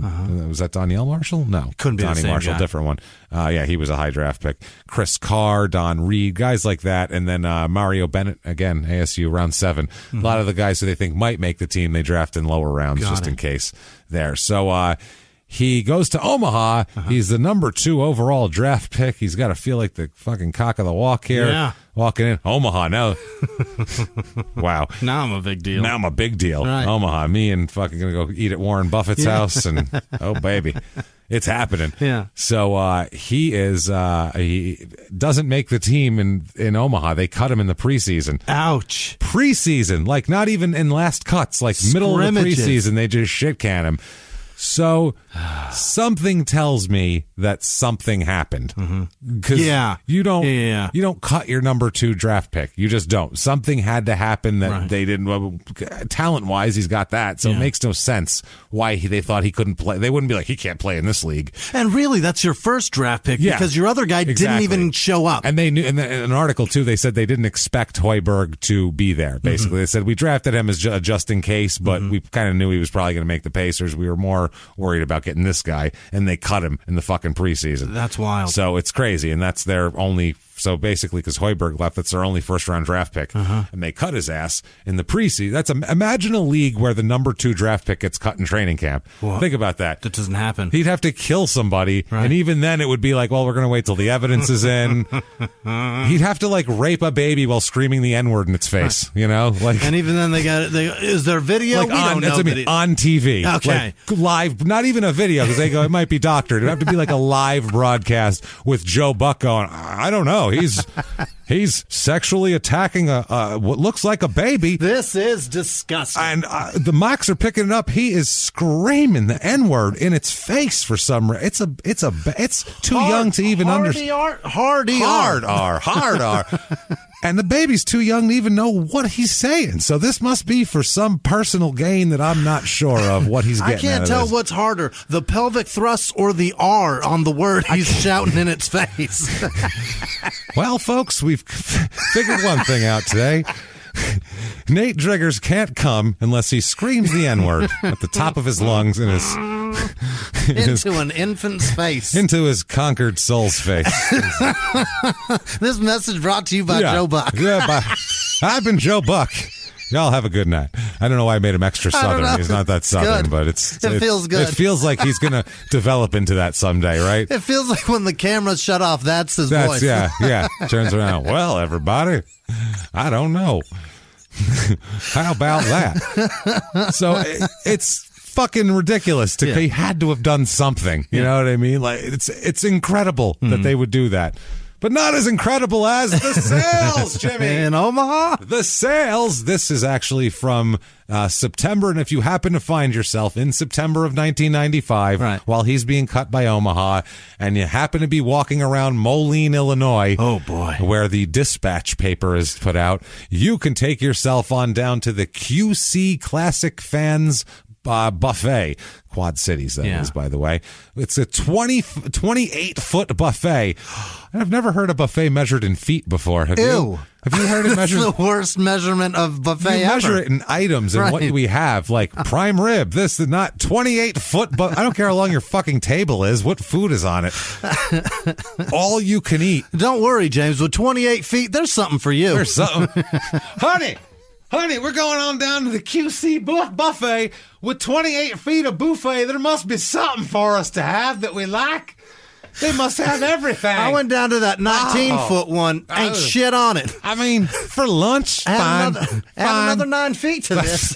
For lunch, 19's fine, but for dinner, you want almost 30. You want like 3 basketball hoops height worth, basically. Otherwise, it's kind of garbage, right? 28 feet? 28-foot, all-you-can-eat seafood grand evening buffet. In a landlocked ass. Oh, very much. Seafood Quad buffet. Cities. Friday and Saturday only on that. But there's not to fret, Jimmy. If it's a Tuesday and you want it, just get down there for lunch for the Super Daily Lunch Buffet from 11 to 2:30, $4.99 only. $9.99 for the dinner from 5 to 9. They have snow crab legs there. Ugh. Those are probably the ones that you try to break them, they just bend flat. Very rubbery. Garlic shrimp. The shell doesn't break. No, it doesn't. You have to kind of twist it and then pick the meat out with the fucking fork. Yeah. We've all had shitty buffet crab. We know what it's like. Garlic shrimp, shrimp cocktails, fried fish of some sort, and a salad bar. And then it says, apropos of nothing, includes 18 different Chinese dishes. Is this a Chinese buffet now? What the fuck are you talking about? You went from what the fuck is happening? No, it's not half Chinese. This is our Chinese end of the buffet. No. 28 foot, not 28 feet. I'll tell you, baseball fans. Tell you something. Yeah. We're down here at the 28-foot buffet, and it's 18 feet of Chinese. Not expected. Right. Kind of happy, though. This is at a restaurant here. I don't know where the fuck it is. It's on east of South Park on 27th Street. Who cares? On your birthday, dinner is free. Oh. With a party of 2 or more. Can't go in by yourself and eat dinner. And kids under 3 eat free because they won't eat any of the shit we're putting out anyway. Show up with your ID talking about it's your birthday, you cheap fuck. No. Bring your family. Bring let your them family. pay. Someone's going to have to buy food. We're not just giving you free food. Bullshit. Or let's say that's not up to your speed. You got the kids with you. They don't like 28 feet of buffet. Nor do they like flexible snow crab. They don't like flexible snow crab. They're not into the whole thing. You can take them for a boring day of golf bonding. Oh, boy. I'm going to call it whatever it is, where you can visit the Coca-Cola Classic Golf Clinic and your family could win a behind-the-scenes look at the PGA Tour. Could. Ooh, could. Not will. Not right. Could. And it's very, very very small. vague on vague. On the specifics. Free for kids. Immediately after tournament play, and you can go down. It's at the Oakwood Country Club in Coal Valley, Illinois. Jesus. That sounds lovely. Or, you know what? Forget those little bastards. Fuck them. Make them get like an 80s, early 90s job. Take them down. Make them join the carriers of the Moline Dispatch or whatever the fuck this is. They claim, quote, it's a blast. What, to deliver papers? To deliver papers. There's a smiling like 12-year-old with a bicycle helmet under one arm and a big newspaper sack on the other. Looking for an easy part-time job that can really pay off? Want to go door-to-door begging adults to pay their fucking bill? Right. While they give you a runaround and you can't fucking go back on because you're 12 and you don't have the abilities to do that yet? I went around. I knew a kid who did papers when he was like 10. I went around with him to collect. Yeah. It was a fucking nightmare. None of the people had any money. It was the worst thing ever. Yeah. Nobody paid him. So make money and be your own boss. Oh. Okay. No business where you have to be up making papers at 4:30 in the morning. You're your own boss. That's someone is making you do that. I went with a friend selling newspaper subscriptions, and what he would do is go to apartment complexes and lie his ass off to the people because their go-to is, I get my newspaper down front at the machine, and he goes, we're taking those out. And they go, oh, I better get it now. I better get a subscription. And they fucking sign up for it. We're getting rid of your Smart. easy shit. You're going to have to go out of your way, or we'll just drop it on your doorstep. Either one. In an apartment complex. Hand over fists, James. Just cashing in, selling garbage. So many doors to hit. So they say we're looking for students age 12 and above. Yep. Yeah, not too little here. And adults. Okay. Now, if you're an adult answering this ad with pictures of nothing but 7th graders holding mail sacks, I mean, it's one thing to say, I don't mind delivering the papers, but if this is the ad, you should not respond to this if you're an adult. If the people signing you up for the job and they tell them, saw your ad in the paper, be like, the position's been filled. It's been filled. Yeah, I'm sorry. By a 12-year-old, you sick fuck. I saw this ad and they point to this little girl standing here with her fucking mail sack on and her purse in the other end. And it says it's a blast. Yeah, it's a blast. So your potential is unlimited. Unlimited earning potential here, Jimmy. Fucking or victim delivering potential. Yeah, to be abducted. Plus, you'll learn valuable business skills, like how to try to collect from deadbeats. That's what you want to know when you're 11 or 12. Hundreds of young men and women enjoy delivering newspapers in the morning. They also participate in after-school activities like sports, music, dramatics, and cheerleading. Yeah. What the fuck does that have to do with this? Be a carrier and enjoy profits, good times, and good friends. So there you go. Make a smart move today. Fill out this form and send it to us. Or at least until the internet picks up. Yeah, that way, if they have a job, they're distracted, and you can go to, boom, Centerfold Tuxedos Show Club. Hell yeah. For the Centerfold Spectacular live all this week, September 18th to September 23rd, if you're in 1995. Who are feature dancers? Shyla Fox with 3 X's. There's the name right there. You can see her. There's what year her face. Is this? 95. All right. I assume she's a porn actress I'm of some pretty kind. sure she is. Shyla Fox with 3 X's. 3 X's. So obviously. Any girl named Fox in the movies has several X's. She apparently, Showtime 6 p.m., 9 p.m., 10:30, 12:30, as appeared in Hustler, Nirvana Smells Like Teen Spirit video. What? She's apparently in that. Okay. The Jerry Springer Show. I'm dating a porn star. Oprah. Yeah. And Playboy Book of Lingerie. Okay. There you go. And so head on down to there. And they only said those because you can't print the titles of the movies. Of the movies, yeah. They're like, we can't put that in the paper. Shit. Dirty Sluts 9, no. No, that ain't working. You've heard us read off all the lists of porn names. So, Jesus. Have you ever gotten a message out of the blue? Maybe you ignore them. Or maybe you end up in conversation. Maybe they tell you about an amazing offer. I can really show you how to make some money. And maybe that gets you into a lot of trouble. But this isn't a story about people like you, the people receiving these messages. This is a story about the people behind the messages, on the other end of the line. Thousands of them, working in a micro-city built for scammers. From Wondery, the makers of Dr. Death and Kill List, comes Scam Factory, a new series about survival at the expense of others. Follow Scam Factory on the Wondery app or wherever you get your podcasts. You can listen to Scam Factory early and ad-free right now by joining Wondery Plus in the Wondery app or on Apple Podcasts. Behind the closed doors of government offices and military compounds, there are hidden stories and buried secrets from the darkest corners of history. From covert experiments pushing the boundaries of science to operations so secretive they were barely whispered about. Each week, on Redacted, Declassified Mysteries, we pull back the curtain on these hidden histories. 100% true and verifiable stories that expose the shadowy underbelly of power. Consider Operation Paperclip, where former Nazi scientists were brought to America after World War II, not as prisoners, but as assets to advance U.S. intelligence during the Cold War. These aren't just old conspiracy theories. They're thoroughly investigated accounts that reveal the uncomfortable truths still shaping our world today. The stories are real. The secrets are shocking. Follow Redacted, Declassified Mysteries on the Wondery app or wherever you get your podcasts. You can listen to Redacted early and ad-free right now on Wondery Plus.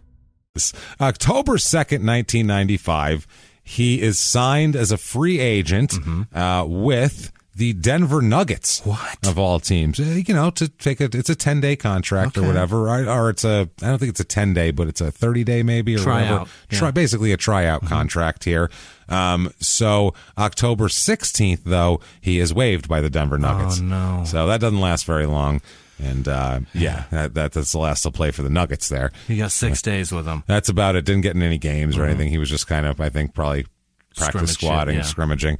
Now, February 24th, 1996, he signs with the Quad City Thunder. Yeah. Yeah. See, he can go down to that buffet and fucking rip it up. Hell yeah. Quad City Buffet and get down to Centerfold Showcase for Shyla Fox. He's seen her. Who is probably 50 now. That's the funny part. Yeah, 95. She's in her 50s. Fuck yeah. She's in her 50s at now. least. Yeah, because she was in stuff in 1990s, right. so early 20s. Yeah, she's probably 50 now. Wow. So in her 50s. Life comes at you fast. Comes at you fast, everybody. So the Thunder, by the way, the Quad City Thunder. If I was like, what the fuck is this? Basically, right? They first started in Moline, Illinois, and in the Wharton Fieldhouse, formerly the home of an NBA team. Oh, an NBA team played here. It was in 1953, right? But still, the Tri-Cities Blackhawks. That was so long ago that they only had Tri-Cities then. Wasn't even the Quad Cities yet. It was only the Tri-Cities. Right. Sometime after 53, they had to add a fourth city. And then another city sprung up. Fuck, man. And they moved to Milwaukee in 1953 and have been there ever since. So that's where they came from. Most of the NBA teams started out as small city teams. Yeah, because that's who liked basketball. Was small towns like basketball more. Small cities. Where did Naismith invent it? Was it Massachusetts is that's where they have the Hall of Fame and all that shit. Peach bucket, right? Yeah, all that shit. So, the Thunder were pretty good at first. People started coming to the games, and then this is when he was playing for them. And then they stopped coming to the games after a while, and eventually also they shared the stadium with the Quad City Mallards of the hockey league there. So it was very hard, very, very difficult. The Thunder's mascot was Thor, the Norse god of thunder. Of course. That's nice. And George Gervin, Iceman, played for them in 89-90. No shit. Yeah, see, the guys would come at the end of their career to die or to try to live, one of the two. But the Thunder folded in 2000-2001 when the CBA folded. So they sign him. He's going to play right away. Like they're like, he'll be playing tonight. So, obviously, they're very excited about it. The Thunder head coach, Dan Panagio, says that Nate brings hustle to the ball club and that he's a very hard worker. They're excited to have him. 95-96 Quad City. They go 37-19. Which isn't too bad here. But Nate doesn't play that much, as we'll talk about, because he goes somewhere else. But he's on the team. A couple other guys, Tate George, didn't he play in the NBA for a while? He was on the team, too. Think so. He played for UConn, so I'm assuming so. I'm trying to think if there's anybody else on here I'm looking for. Paris McCurdy? Never heard of that before. Holy shit. Where's Purcell Purvis or whatever the fuck his name was? Sir Purry, what was it? Hi. Purcell Purvis. I'm Purcell Purvis. Nice to meet you. Purry. Nice to meet you. I'm Purry. Was it Purcell Purry? I think it was. Purcell Purry. Give me your scraps. Apple core, I'll eat it. Teach me your rotisserie rat. Teach me the rotisserie, but not with rat. So, January of 1996, he signs with the Dakota Wizards. Oh, boy. Yeah. The IBA. North not or even south? It doesn't. They combine them. I think it's Dakota. They don't want to. You don't want to disenfranchise a Dakota. Is the thing. If you call it South, all the North ones hate you. You need every one of those people you can get on your side. I think there's only 150 people in both states combined. They probably don't even play there. They play in Missoula. Yeah, it's just nobody there. The IBA is a new league, brand new, starting out 10 teams in the United States, 9 in the United States, 1 in Canada, 10 total. That's why they call it the International. International. Because they got one team in Canada. There he is. Look at them up there in Toronto looking all fucking great. The attendance jumped 53% in 96-97, and then 68% in 97-98. And then, obviously, it's not around now. Right. The Alex English, the ex-Chicago Bull, was the commissioner of the league. So, really? yeah, he was a good player, too. Arthur Agee, who was, remember Hoop Dreams? Yes. Speaking of Stevie, Steve James directed his first one. Hoop Dreams. Arthur Agee, who was the...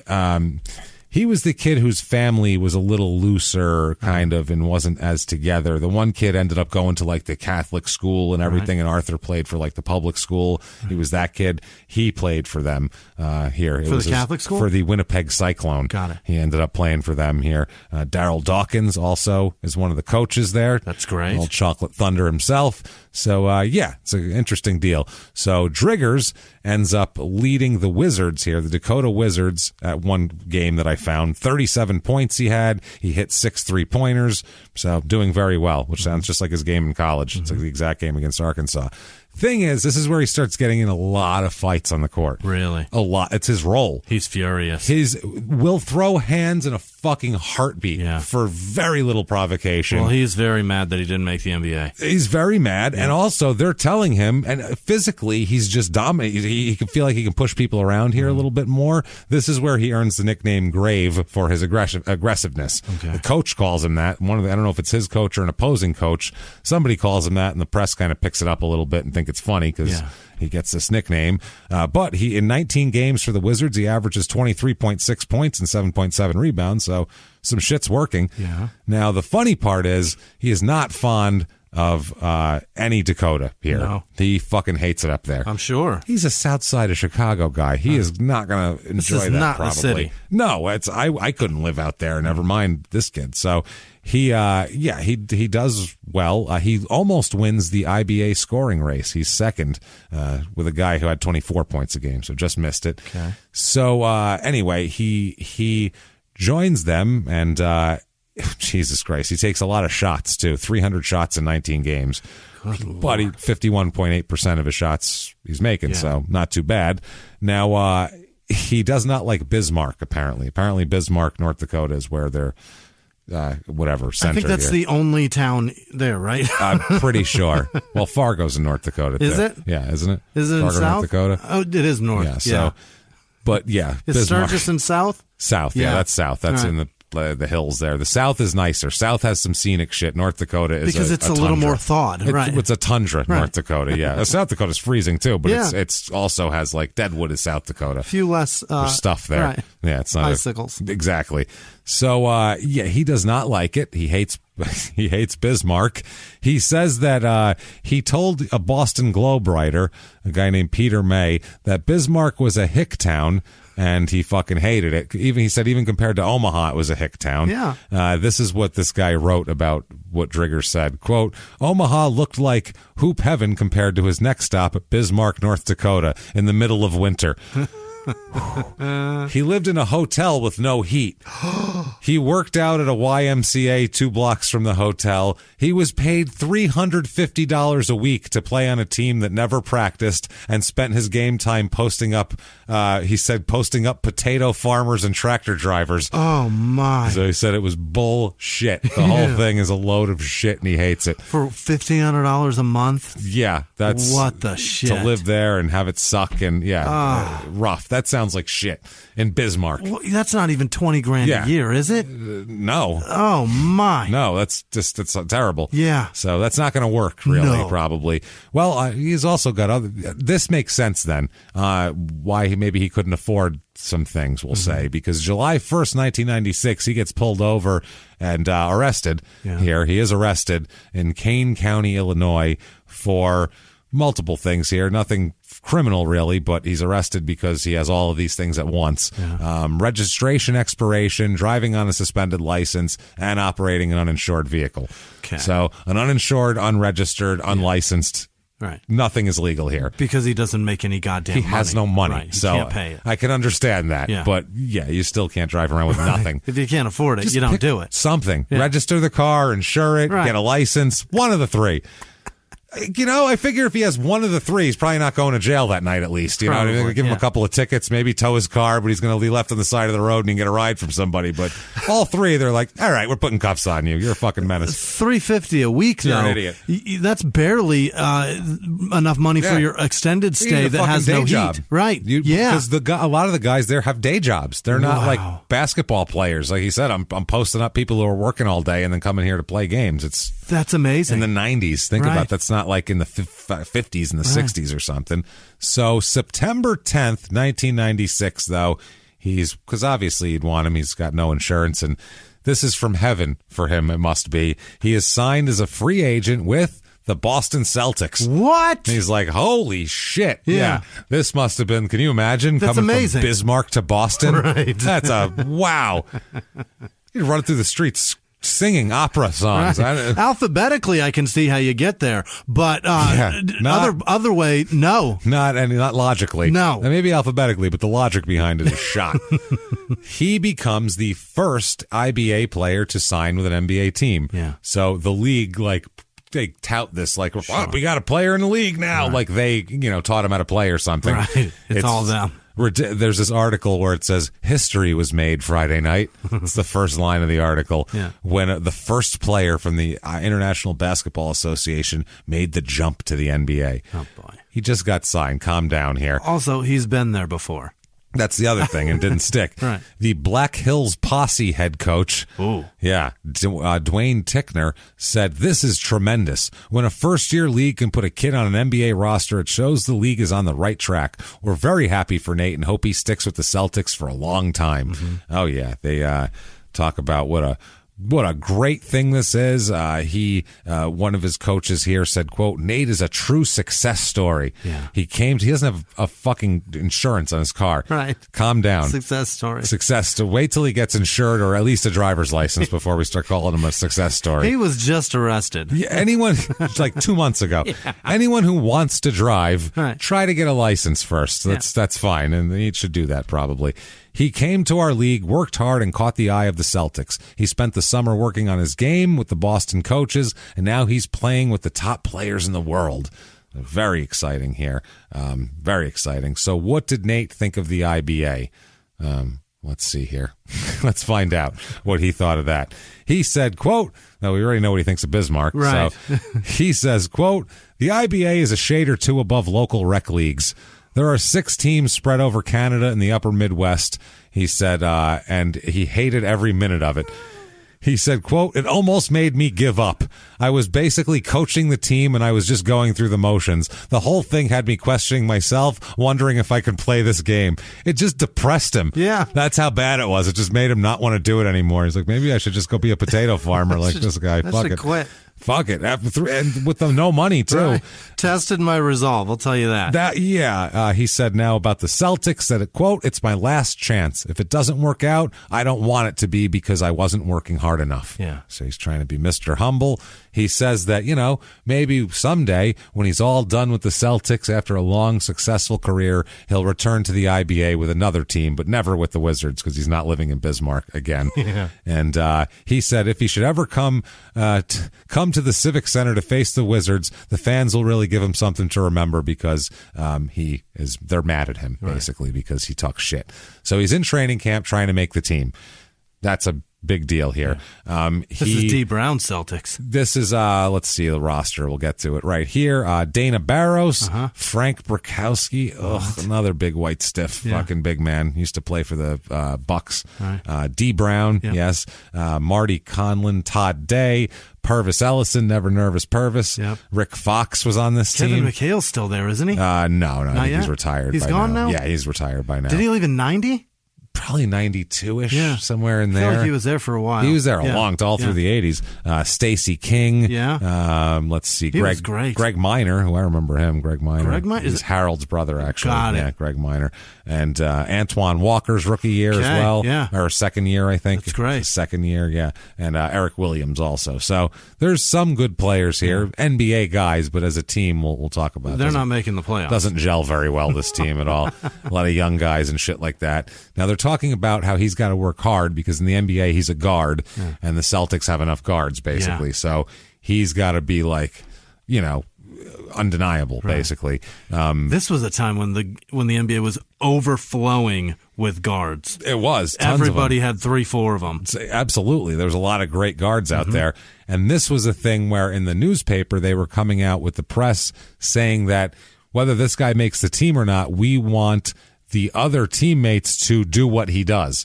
They're saying because he's the hardest working, craziest, most violent lunatic player they have out there. Yeah. He's fucking throwing his body around. He's throwing elbows. He's fighting with everybody. All right. Putting effort in. That's what they want to see. They want to see some moxie. They want to see, something out of him.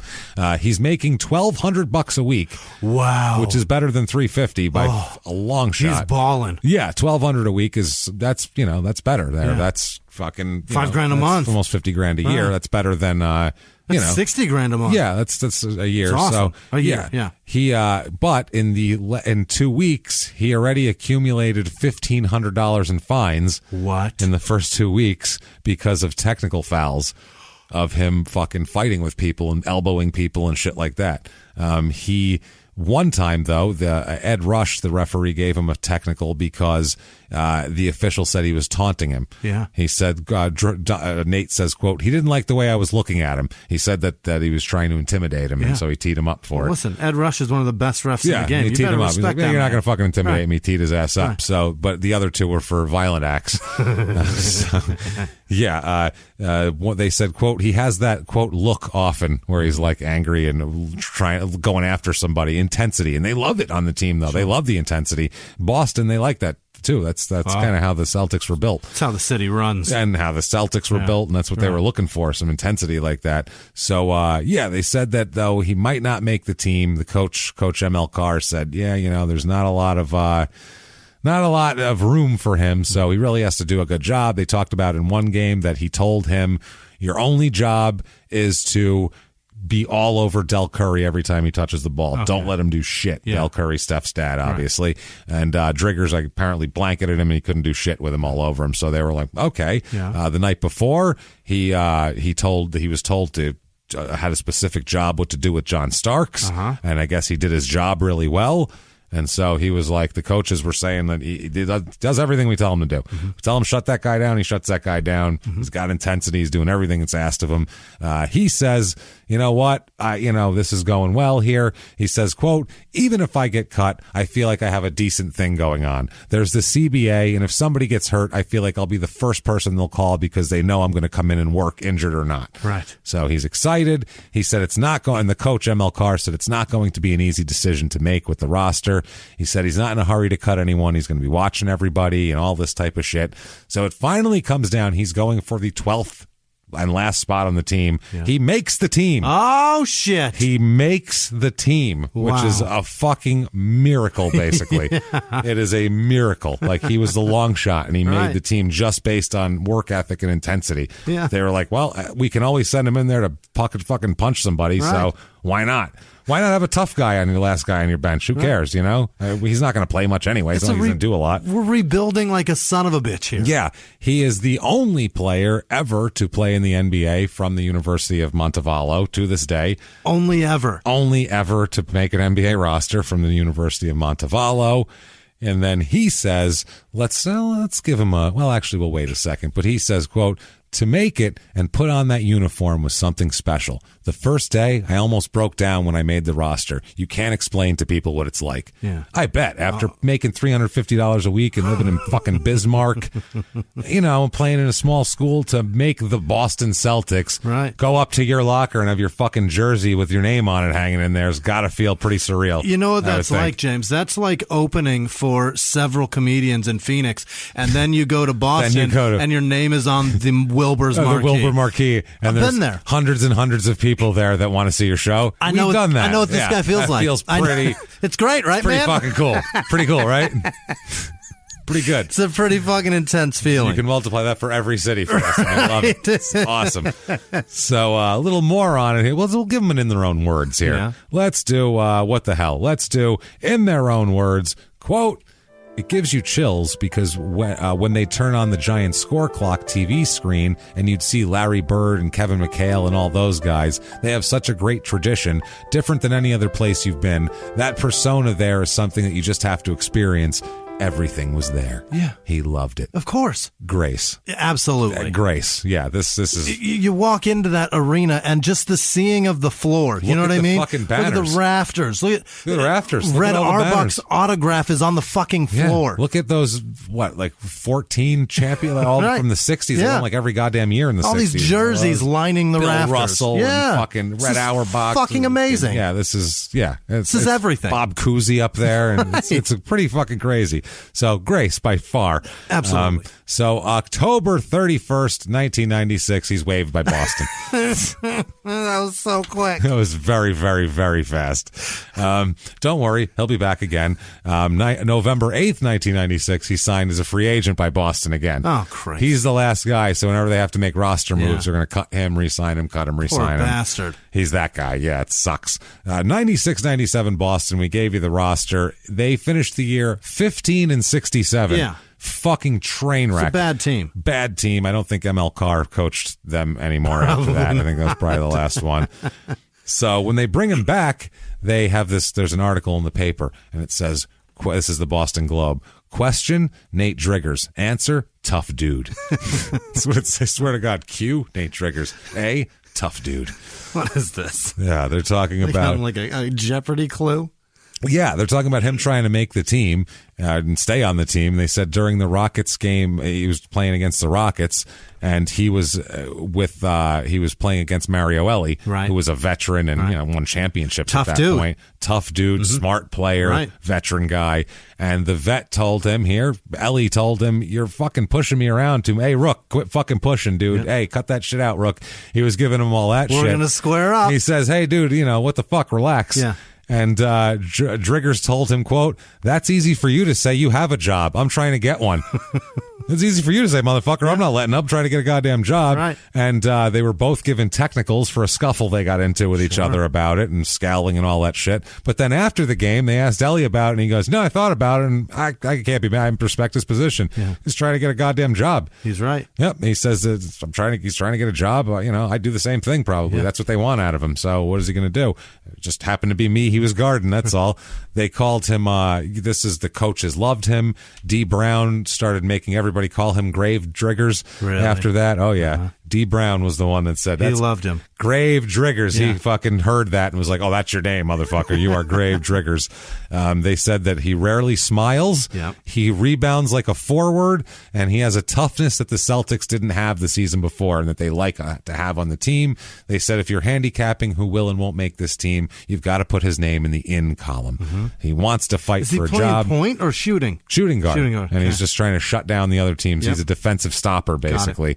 And so they're wondering, can he make it? The coach says that he thinks the guys appreciate it, that nothing's being handed to them, and he's making them fight for a roster spot. They like that. I'm sure they love it. They love not knowing if they have a job tomorrow. They've worked their ass off their entire life doing the same thing that they're trying to get paid for. Yeah. Don't give it to me. To wonder if they're going to be in Bismarck next week. I would really love to earn this. Fuck that. But Driggers had to say the right thing, Nate, and he does. He says, quote, it's that what ML says, then I believe. If that's what ML says, then I believe him. A lot of people wait all their lives for a chance at the NBA. You've got to take advantage when there's a job available. Absolutely. Yeah. November 25th, 96, he's waived by the Celtics again. He'll be back again later in the year. Poor fucking guy, man.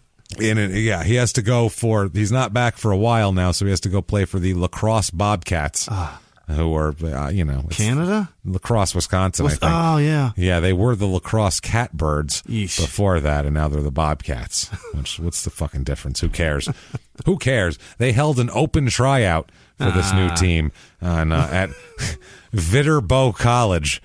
Looking for the Wisconsin Invincibles? Yeah, what the fuck is going on here? A bunch of 5'11" blonde kids who's played in high school. Cheese-fed fucks. You're going to play basketball? No shit. They did have it's stupid, but for a local team's commercial, marketing campaign, at least they have one that's not just come see the Bobcats. Right. It's something. They had a commercial picturing guys in lacrosse uniforms, not lacrosse the sport, lacrosse Bobcat uniforms, hawking, doing subpar team endorsement shit. Here's a terrible product with a team thing on it, as a joke, Home Shopping Network. Okay. They were actors. They didn't make the players do it, thank fuck, because that's embarrassing. And the tagline was, "Lousy endorsements, great basketball." Okay. No, that's something anyway. It's memorable. But their team plays in cut-off Wranglers. That's all it is, with the strings dangling down. Not even allowed to take them off. And Caterpillar work boots. That's how it works, man. It's in a Carhartt jacket. That's where they got their shoe endorsement. Yeah. Caterpillar boots. Carhartt wants to give us money. I know it's hard to wear a jacket while you play basketball, but y'all are going to have to wear one. I'm sorry. We'll turn down the air conditioning. In the winter, we'll open the doors, maybe let the breeze come on through here, but you're going to have to wear that big old brown work coat. I'm sorry. Your warm-up's going to be duck line. Get used to it. This league needs money. We need money. I got you breakaway duck-lined work pants. Sorry. That's Carhartt. the way it is. Put them on. They're paying. You're wearing. They're paying. Under duck-lined Carhartt breakaways. That's perfect. Cut-off Wranglers. He cut-off Wranglers. Boots, gray socks, knee socks pushed down above the boots, smushed down that. Wool line. Carhartt jacket, John Deere trucker hat. If it weren't for these clothes, we wouldn't sweat like Patrick Ewing. Look at us all, man. This is ridiculous. My agility is just not the same. You're like Dennis on fucking Always Sunny, showing how your jean short agility can go. It's not good. Oh, Christ. So, he signs there, but he doesn't want to go there. Yeah, I don't blame him. He says he doesn't want to be there. The coach says that Driggers said that he told him that he wants to ponder his basketball future. Yeah. And didn't plan to report to lacrosse's training camp at this time. So I signed, but yeah, I mean, what is that really? We'll see. What's a contract? It's just words. Oh, boy. So, the Bobcats hope that he overcomes his disappointment and shows up, obviously. So the coach says, quote, "We have not heard from Nate. We have communicated through his agent. He has signed a contract, but he has turned us down." Yeah. What? You can't, that's not a thing. No, he said he is a very talented player, but I think right now we are to the point where it would be fruitless for him to come in. It's pointless here. So then he kind of changes his tune a little bit, Driggers, and he goes, well, maybe I'll come in. And then the coach says, well, you'd hate to say that you would never activate him. It would have to be a situation where we lost a player or something like that. This is surprising to me. I had lunch with the young man on October 19th. He was all gung-ho at that time. His tune has changed. So, he said, here's a guy that if he stays within his strengths can develop into a fine player who can move up. He's a very good defensive player, a very good rebounder, and very athletic. One thing I like about him is he doesn't like to finish second. He likes to punch you in the fucking face. Yeah. So he says about this, quote, "When the Bobcats had me in here this summer, there was no guarantee I would make Boston's roster." He said, "I did. It didn't work out, but I did live my NBA dream. I did make it to the NBA once. I still feel I can play in the NBA. I knew if it didn't happen with Boston, I'd feel comfortable with that coach over there. It's coming along. I'm just trying to learn the plays." So now he's going to go play for lacrosse here. Okay. December 96, he plays Omaha, which is the team that cut him after drafting him number 2 overall, and he's pissed off at the coach. Oh, I'm sure. He says, quote, "He knew I was hurt." Apparently, he's saying he was hurt in training camp, and that was the problem, and that's why he was cut. But I think it's something that's not basketball related. I honestly do. Yeah. I honestly do. He said, "He knew I was hurt. I have a vendetta against that club. Now I've got that off my mind. I've got that out of my system." He says Thibault, who was the coach, this new coach, motivated me to keep playing ball. He said, "I lived my dream to play in the NBA, and now he's going to do this." And he's got a huge grudge, is what he said. He's not fucking around. He says in that game he was doing really well. The team won 93-79. He had a very good game. And he said, "I could have ran and kissed everyone on the bench."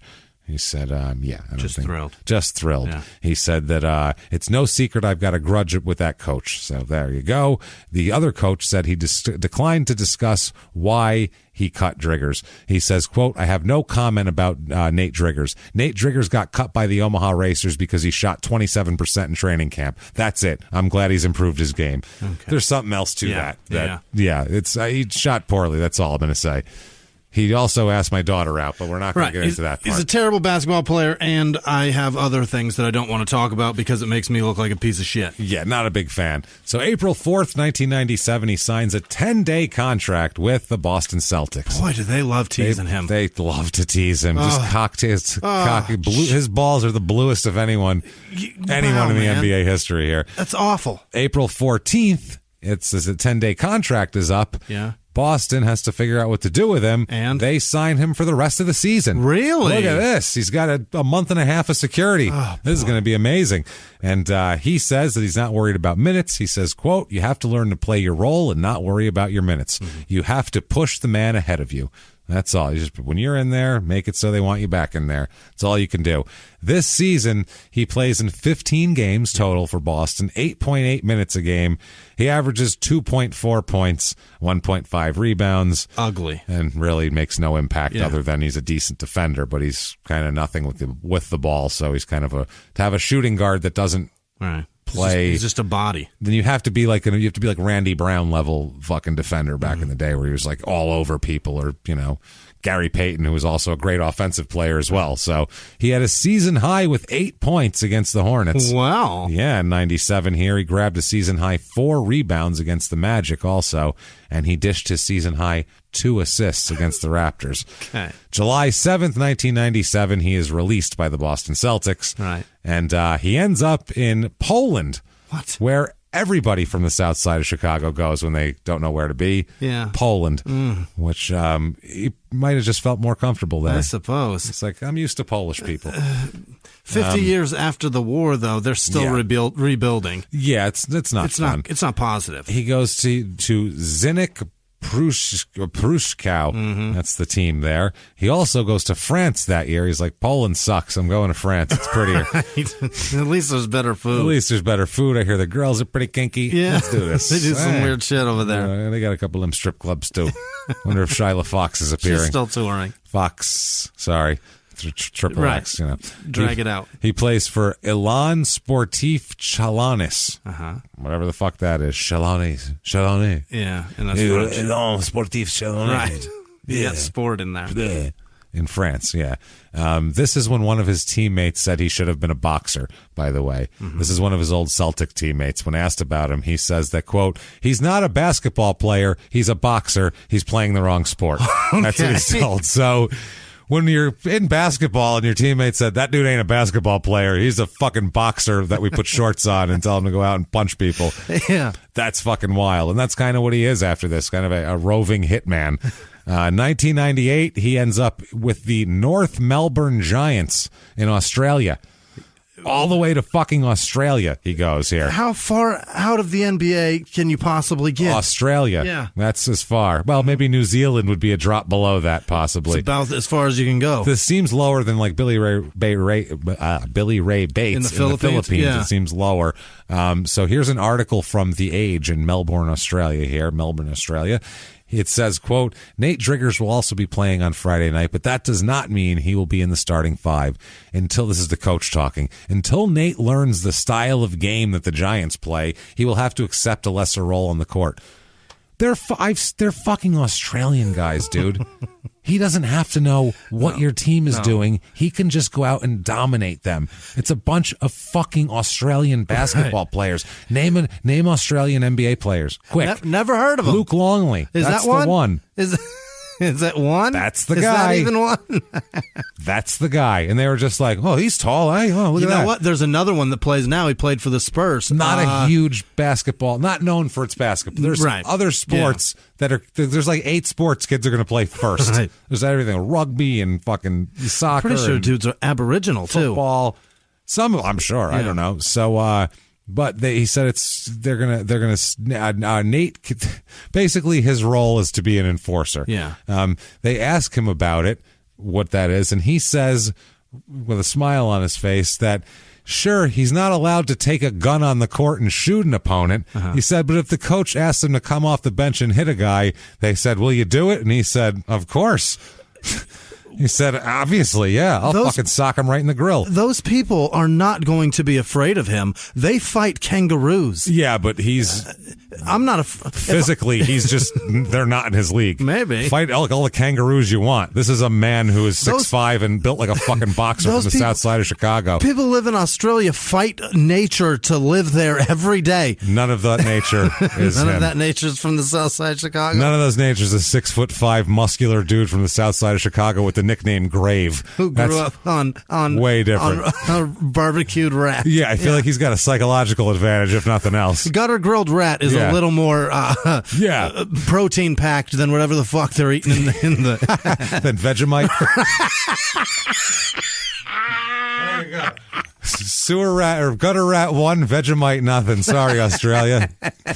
That's sorry, hysterical. Australia. Yeah. So anyway, everyone's afraid of him. It's not where he's from. He's a fucking aggressive, scary, large man, and everyone's afraid of him. They don't want to get punched by him, apparently. So they ask if like. But in the one game, the North Melbourne Giants teammates said he's got to chill out a little bit because he got in a fight with the captain of the team in practice. A fucking fist fight with a guy named Pat Reedy in practice. Beating up their Michael Jordan. Yeah, hey, calm down, Chief. They said, does that help a team come together? They said, "Are you helping Nate?" And he said, "Oh yeah, this is what you got to do." He said, "If I can brawl with my own teammate, the other guy, the opponent, I don't even know his name. I don't care nothing about him. I don't hold no grudges." He said, that guy knows I'm going to kick his ass. Right. If I'll punch the captain of the team, imagine what I'll do to you, motherfucker. I'll hit you so much harder. Exactly. He said he apologized to Reedy, the captain, after the incident. He goes, "There was no hard feelings there. I was just trying to show everybody that I'll throw the fuck down with anybody." So he picked that guy out. So he was brought in after the opening game to stop guards, basically to be a defensive stopper, and he says that he hates that everybody criticizes the imports there. They always call them the imports, just like the Philippines. And he says, quote, "If you're losing, everybody's pointing the finger because you're the import. If the boss is not satisfied, he either pays you or he doesn't pay you, or he don't pay you. I play hard every night. I can't put no wings on my back. I can't go out there and change the numbers on the board." Yeah. He says that the team apparently is losing money, and sometimes they don't pay them. It's kind of hit and miss. Apparently they said they won't talk about salary apart from saying it's not much, and they're believed to be earning less than $10,000 a year for this. God damn it. So, not terrific. 2000, he is inducted into the Montevallo Hall of Fame. Oh, he should be. Hall of Fame. The only guy. He's just him with a basketball under his arm. He's the inaugural member. And a newspaper sack under him. So he's inducted into the Montevallo Hall of Fame, and it's him and some female basketball player as well they put in there, who was not nearly as good as, he didn't have the numbers and the stature of him, but she was really good too. Now, 2001, he is arrested in Cook County, so he went home. Yeah. As we know, he's in Chicago. He is arrested for the manufacturing and delivering of about 5,000 grams of weed. Oh, so what? It's a lot of weed. It's not, I don't give a fuck about weed. Yeah. He just has a shitload of weed, and he has a whole sales operation of how he bags it and distributes it. And he's a distributor, which is not 5,000. That's a lot. Yeah, 5,028 to an ounce. So there you go. I can't do that math. You can't put 5s and 8s together. That's too difficult. I'm going to guess probably in the neighborhood of 1,000 pounds. 1,000. Nope. Let's see. 500? 1,000 grams times 5. So that would be... Carry the one. It would be 10 pounds, I believe. Okay. If I'm not mistaken. It's 1,000. So it's a lot. Yeah. It's a lot of fucking weed. It's too much. Basically. It's a lot of weed, and it's the way he had it. He didn't have it just sitting there for it wasn't a brick. Use. It was in baggies. It's bagged up. He's got a whole operation going, and it's he's selling it. He's got a whole street operation under him who distributes it. So you're going to get in trouble for that. I'm not saying you should get in trouble for that because You shouldn't serve life in prison I for that. salute you, sir. Because I required you for many years. There's been many times where your services have been just absolutely, close to my heart. Life-saving. Life-saving, as a matter of fact. But the state of Illinois feels differently at this point in time. So do federal judges. It's a felony, too, because it's a big deal. And he is found guilty of delivering, manufacturing, all that, selling, the whole trafficking, the whole distributing cannabis here. And he is sentenced to, you, sir, may fuck off 4 years in prison. God damn. That's kind of impressive. That's fucking a lot. Is it?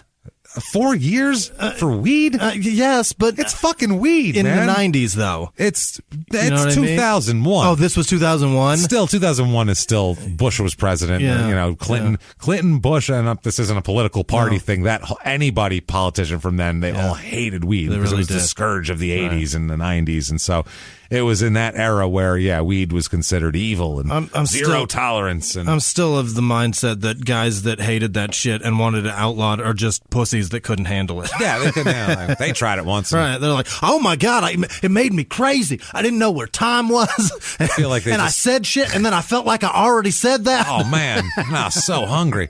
I think they just feel like it'll make their girlfriends like jazz and black men. And maybe eat a little too much, and then she'll get fat, and then I don't want her. It's gonna make them dance with the coloreds. That phrase has been said before, I believe, from some fucking horrible person. Jesus Christ. Anyway, it still feels like 4 years on a first offense with that much weed. Feels like they went kind of light on him. I thought I was like 4 years in prison. What the fuck? It's a lot. That's a fucking probation thing. Who cares? It's fucking weed, man. 4 years of your life. There's no violent crimes in there and any of that shit I mentioned. Like, this is just weed. Yeah. Oh, that's a little ridiculous. But the whole sales thing of it makes him, it's a felon. He's a felon forever, and he can't carry a firearm and any of that shit, too, which will come up later. Oh, this is bad. So 2003, he's out of prison. So he gets out a little bit early, which he should. He served the whole fucking time. Right. Goddamn out of here. That's crazy. Just in terms of budgets, is that what you want to pay for? Not really. Who cares? I don't care. Unless you're hurting people, I don't give a fuck. Do what you want. I don't want to pay for it. The guy that At least if you're on the street, I'm not paying for it, whatever you're doing. The guy that lived next door to us was my stepfather's supplier, and if he had that much weed on him, I would hope that they'd put him away because he was a fucking weirdo. Oh, of course. Most people are weirdos. Yeah. That are the guy that has shit piles of weed is usually a strange fucking guy. Strange guy. He's got a ferret running around. He didn't really even weigh it. He'd just like clump his fingers into a bag, throw it in a Ziploc, and then like hold it up to the light and shake it. And you're like, that's enough. That's not good. How are you making money, man? I knew a guy like that, and he had a ferret that he would give acid to. You're like, where am I? This is like a... How is this like a money-making operation for you? Yeah. This ferret running around everywhere. You're like, I don't want to be here. You clearly do this just to get enough for you to smoke. Fuck, I'm going because this is weird. I'd go get nickel bags on the street because I just couldn't handle the weirdness. It's easier to just get fucking nickels on the street. Weird guy selling you weed in his underwear. Yeah. Oh yeah. With a ferret running around on acid so it could bite his dick off. And his children didn't even have fucking diapers on. No, just wandering around the house. No kids. I was like 18, but still, it's a little. This guy was in his 40s, James. Oh God, He's a strange man. That's a very different time here. So by 2003, he's out though, and he, for some reason, I don't know how he got involved in this, but he takes part in a Nike-sponsored one-on-one basketball tournament in Chicago. Yeah, I think it's people from Chicago, like guys that are from there. Yeah, and so. Yeah, he says that the Chicago Tribune interviews him. This is 2003, long after he's played for the Celtics. And they're like, so who are you? Yeah. What's your name? What's your name, friend? And he said, I played with the Celtics Antoine Walker's rookie year, 1996. Then I had some indiscretions in my life that took me away from the game. Indiscretions like prison. Yeah. That's an indiscretion there, I would say. But also, if you have to use somebody else's timeline to identify yours... That's bad, painful. Yeah. Remember him? Right. You won't know. If I gave you my name, you wouldn't have a fucking clue. But you know me. Right. You know, Antoine Walker. Remember that guy? Remember him? He's good, right? Ain't $100-something million. I played with him. He's broke now. Right. We have the same amount of money now. Oh, man. You want to get sad, Jimmy? I do. 2003, 2004, he's back in the game. He's back in basketball. You know where he plays? No. For Juarez. Oh, Mexico. Juarez, like on the other side of El Paso. The one where you go, that's side of the south side of El Paso is a real shithole. That's the place. Southside El Paso looks like shit, James. That's not El Paso, Whisman. That is not even this country, Jimmy. Not only is that not the city we're in, that ain't even the country we're in. I think your exact words were, Jimmy, that's Mexico. Yes, that's Mexico. Then you looked and you went, oh, yeah, that makes sense. Yeah, I guess that's like, see that there's a fence and there's a whole thing over there. Looking at it, I was like, they could use an HOA. Yeah, that's ooh, man. Those houses, never mind what color flowers you got outside. Right. You need a front wall. That's not good. You can see inside your bathroom from the street. I think that guy's hugging, James. That's bad. Bad stuff. So I can see what's on their TV. Oh, it's not good. And it's snowy. Right. So he ends up, I guess, playing for Juarez for a little while. Then in 2004, he ends up with the Calgary Drillers. Yeah. How do you get from... I don't know. Yeah. One extreme to the next. Right. So December 11, 2004, while out practicing on the court with the Calgary Drillers, so it's freezing up there. Yeah. He says, they ask him about, because he played in the NBA. They're all excited and they gather around him and he says, quote, I can always show my son my Boston Celtics jersey that shows no matter if I ever make it back again, I did it. I lived out my dream and not too many people can say that. 10 years ago. 10 years ago for like 5 minutes. You're never going to do it again. No. 2005, he plays in the Netherlands for Den Helder. Okay. Who's he? Hey, Dan, how's it going? You play basketball for me now. Right. 14.5 points a game he scores there. 2005, he signs with the Utah Snow Bears. Yikes. The same day that that Oliver Miller, one of our Crime and Sports alum, signed with the Arkansas Rim Rockers, which sounds like a scary sexual move. It does. So I gave her the Rim Rocker. Oh, God, is she okay?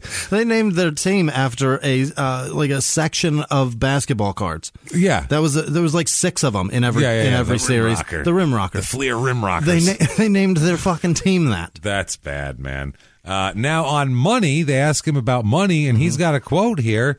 I don't know how he could even say this. He says, quote, "One thing about it, financially, I'm okay." Oh, boy. I did the right things with my money. What money? What? You didn't make any money. Even with the Celtics, you didn't make any money. You gave it back with the Celtics for punching people. I didn't even have like one $10 million a year.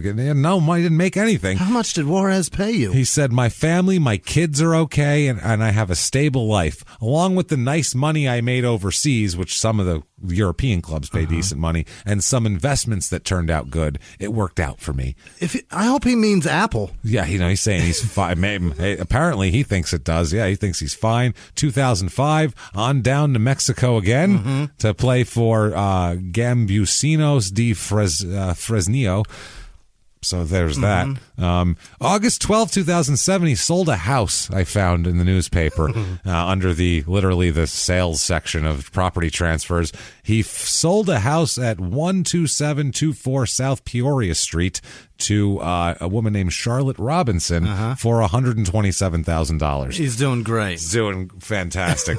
He's got $125,000 at least. At least. Right. Said, well, we don't know what he owes, but at least. I think I know what he bought with it, though, because June 12th, 2009, okay, there's a 2-month investigation into from a federal agency. This is amazing. Looking at certain shoes being sold at a South Side shop. Yeah. Basically, it's like an indoor mall. Oh no! And there's a store in there. And they end up making 2 arrests. The Markham police do it. It's like just outside of the border of Chicago, who led the investigation. They assisted Chicago Police Tactical Unit in raiding this store and seizing 500 pairs of, by the way, what? He owns this store, obviously. Yeah. This is him doing this, Nate. Counterfeit Air Jordans. Oh, Christ. He's selling fucking phony Jordans. Bootleg Jordans. He's an NBA player that is selling bootleg fucking Jordans. Unbelievable. We have Grace. Yeah. This is fucking scraping the bottom of a rock bottom. This is the worst. Right. This is low. Like as far as the embarrassment feature of it, yeah. This is like This is like if Ray Rice was busted selling bogus Tom Brady jerseys. Yeah, this is bananas. I mean. It's fucking crazy. It's like the guy who what was his name, Rivera, who stole Derek Jeter's glove when he played for the Yankees and sold it to some memorabilia person. You're not playing anymore. This is crazy. This is fucking crazy, man. Talk about this is like the biggest admission of failure in the NBA ever. Yeah. Selling counterfeit Air Jordans, selling shit that's fake. Of somebody who is mad successful at what you wanted to do. In that city. Right. Too. It's Chicago. Right. Yeah. This is at the Halstead Indoor Mall at 11444 South Halstead in Chicago here. One of it's Nate Driggers is the owner of the store. He's the one doing it. The police were notified by representatives of Nike, actually, about the alleged sales. That's how much Nike knows. They're in a fucking tiny mall in the south side of Chicago. They know of some fucking tiny storefront selling fake Jordans. But they have no idea when sweatshops are busted up. No clue. No clue that's even happening. They're using kids. We had no idea. Well, there's 500 pairs of shoes somewhere, and they know all about it. Yeah, they sent an undercover officer in to make some purchases. He said the counterfeit Jordans sold for $35 a pair. Okay. Which they're fake. Right. If you look, like even online, if you look for Jordans, let's say Jordan 5s, I'm going to look for. If they're less than $130, they're fake. They're period. Obviously fake. They're fake. And they're not real. You know what? You may even pay $130 and get a fake pair. And get them fake, too. You don't know. Yeah. But $35 definitely for fake. sure. Yeah. Oh, what a deal this guy got. Right. Amazing. They said they got the shoes from New York City, and he said Nike comes out and tells the authorities if someone sells one pair of counterfeit shoes. That's how serious they are with this. Wow. Don't fuck with Nike, apparently. An employee, Michael Bohannon, who's 28 years old, was also arrested, and they were both charged with unauthorized use of a trademark, and it was like 50-something counts of it, and could be upgraded to a felony. Oh, by the way, what was also seized in the shop? Oh, shit. 10 pounds of marijuana as well. Of Yeah. course he's got 10 pounds of weed. So that's worth, whatever. So they take him in for all this Jordans and weed. This is just depressing. Yeah, I thought you said a year ago, you said you're great on money and you felt good. Everybody's happy. Yeah. Like, what a fucking mess. That's the investment that's panned out. Weed apparently is impenetrable market. That's it. So it never goes down. Well, it doesn't. It's good. Yeah. People always want it because it works. It works. So then he's got to sit in his shop. Yeah. And like, what do you do now? All your product's gone. You got to sell knockoff cologne now. Look at the barren walls. Yeah, they're like, well, Ralph Lauren isn't quite as litigious, so we're gonna do this. CK1 seems to not give a Calvin shit. Klein doesn't care what I do out here in the Halstead Indoor Mall.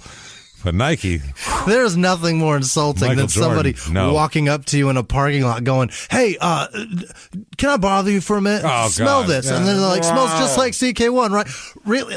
Do I look like the kind of guy that buys parking lot cologne? CK1, first of all. That's and then number one. Number two, not even the real lot. shit. I'll go to a store with walls when I want it, thank you. So, yeah, they're not going to do that shit. So now he's got to sit in his store. Yeah. And he actually, for once, because he's kind of been unlucky for the last 10 years, he finally catches a break. Oh? Finally, he's in his store, and a very important person comes up to shop at the store. Yeah. And finally, it's something good for him. It's Vince McMahon, CEO and head of the World Wrestling Entertainment. And he says...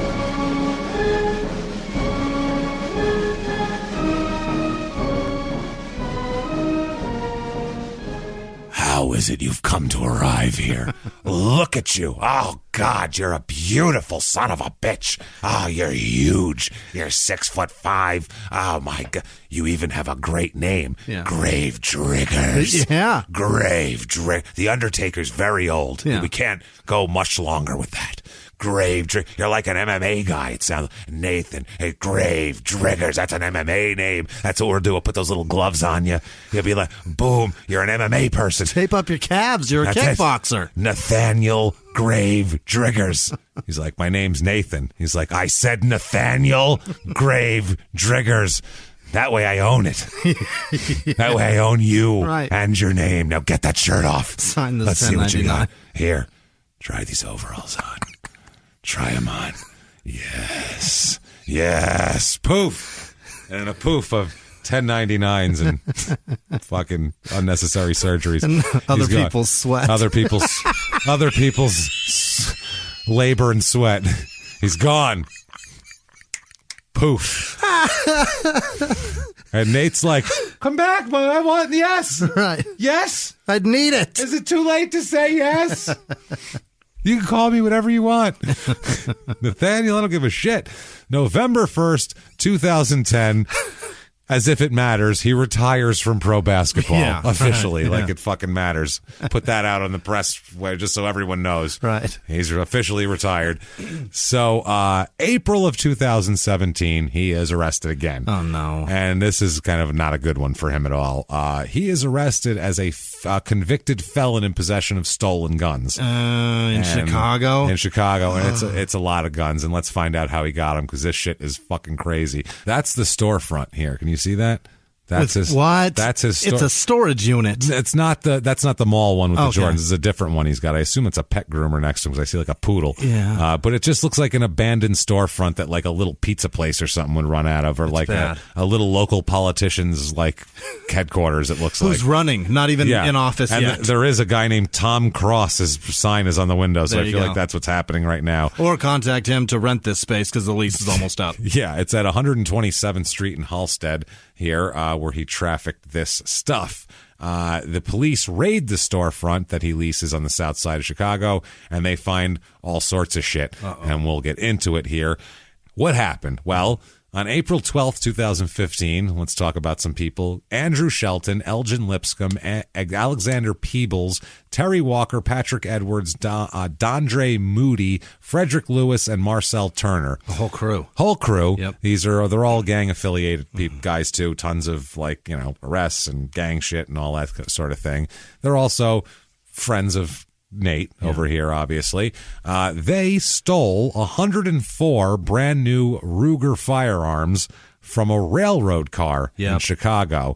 That this car was on its way from the New Hampshire factory to Spokane, Washington with this load, and they instead stole them. Like cowboys. They're not. This is fucking insane. I didn't know this was all going on here. They cased out the Norfolk Southern rail yard, used bolt cutters to bypass the locks on the rail cars. Right. Fucking went in there.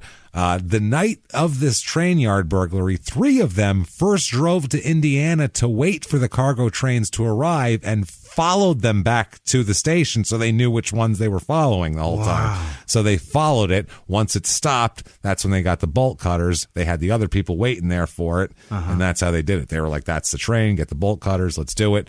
At one point, they get inside the train to steal shit, and this is wild. They come across a shipment of women's sandals and took those. Yeah. They offloaded the women's sandals. Yeah, the store, if you can sell Jordans, you can sell shoes.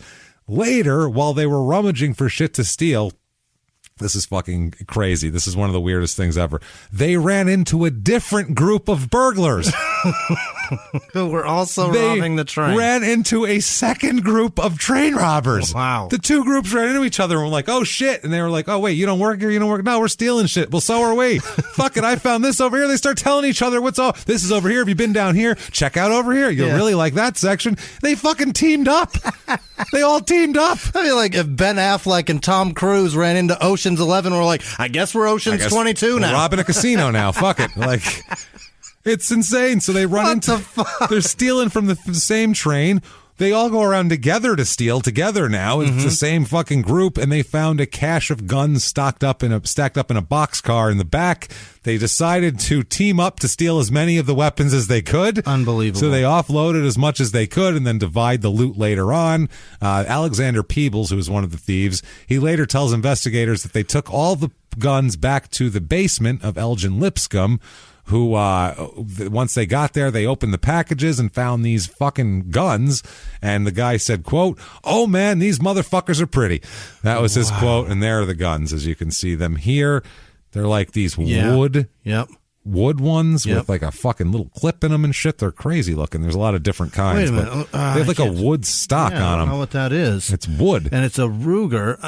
But it's got a mag that's super long in the front, like a the little banana clip. Yeah. A mini banana clip. That's a weird gun. It's super weird. I've never seen that And there's before. different ones. There's a revolver here. There's like a handgun, just like looks like a, just a 9mm or something with fucking. There's a big factory for them here in Arizona, Ruger. They're the best made 22 on the market. They make a 22 like nobody else. That's what I've heard. It's a great gun. Hunter Thompson always said that. Really? It's a very well made firearm. Then he traded it in the early 60s for a 44. Yeah, because you want something that's big. Well, he always says that, what did he say? He said, was talking about motorcycles with Hell's Angels, and he goes, yeah, little tiny Hondas are fun. Yeah. And, so are fucking BB guns. Right. And whatever, but if you want to do something, you get a fucking Harley 74 and a 44 Magnum. That's right. That's if you grow up. That's when you're a man. Right.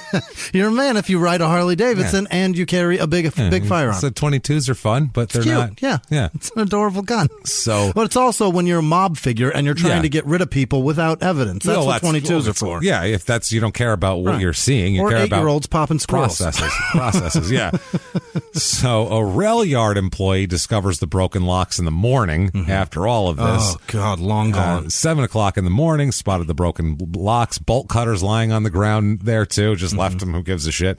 The thieves were long gone here. The fucking guns were being sold by then. Yeah. So what does this have to do with Nate Driggers? I'd like to know. What the fuck? Well, how did he get tied up with these guys? On the day of the heist, these guys work for him. They all do this shit. They sell him shit. They know he's a fence, basically. Yeah. If you take stolen shit to him, he can sell it to people because he's got storefronts where he can hide shit, sell shit.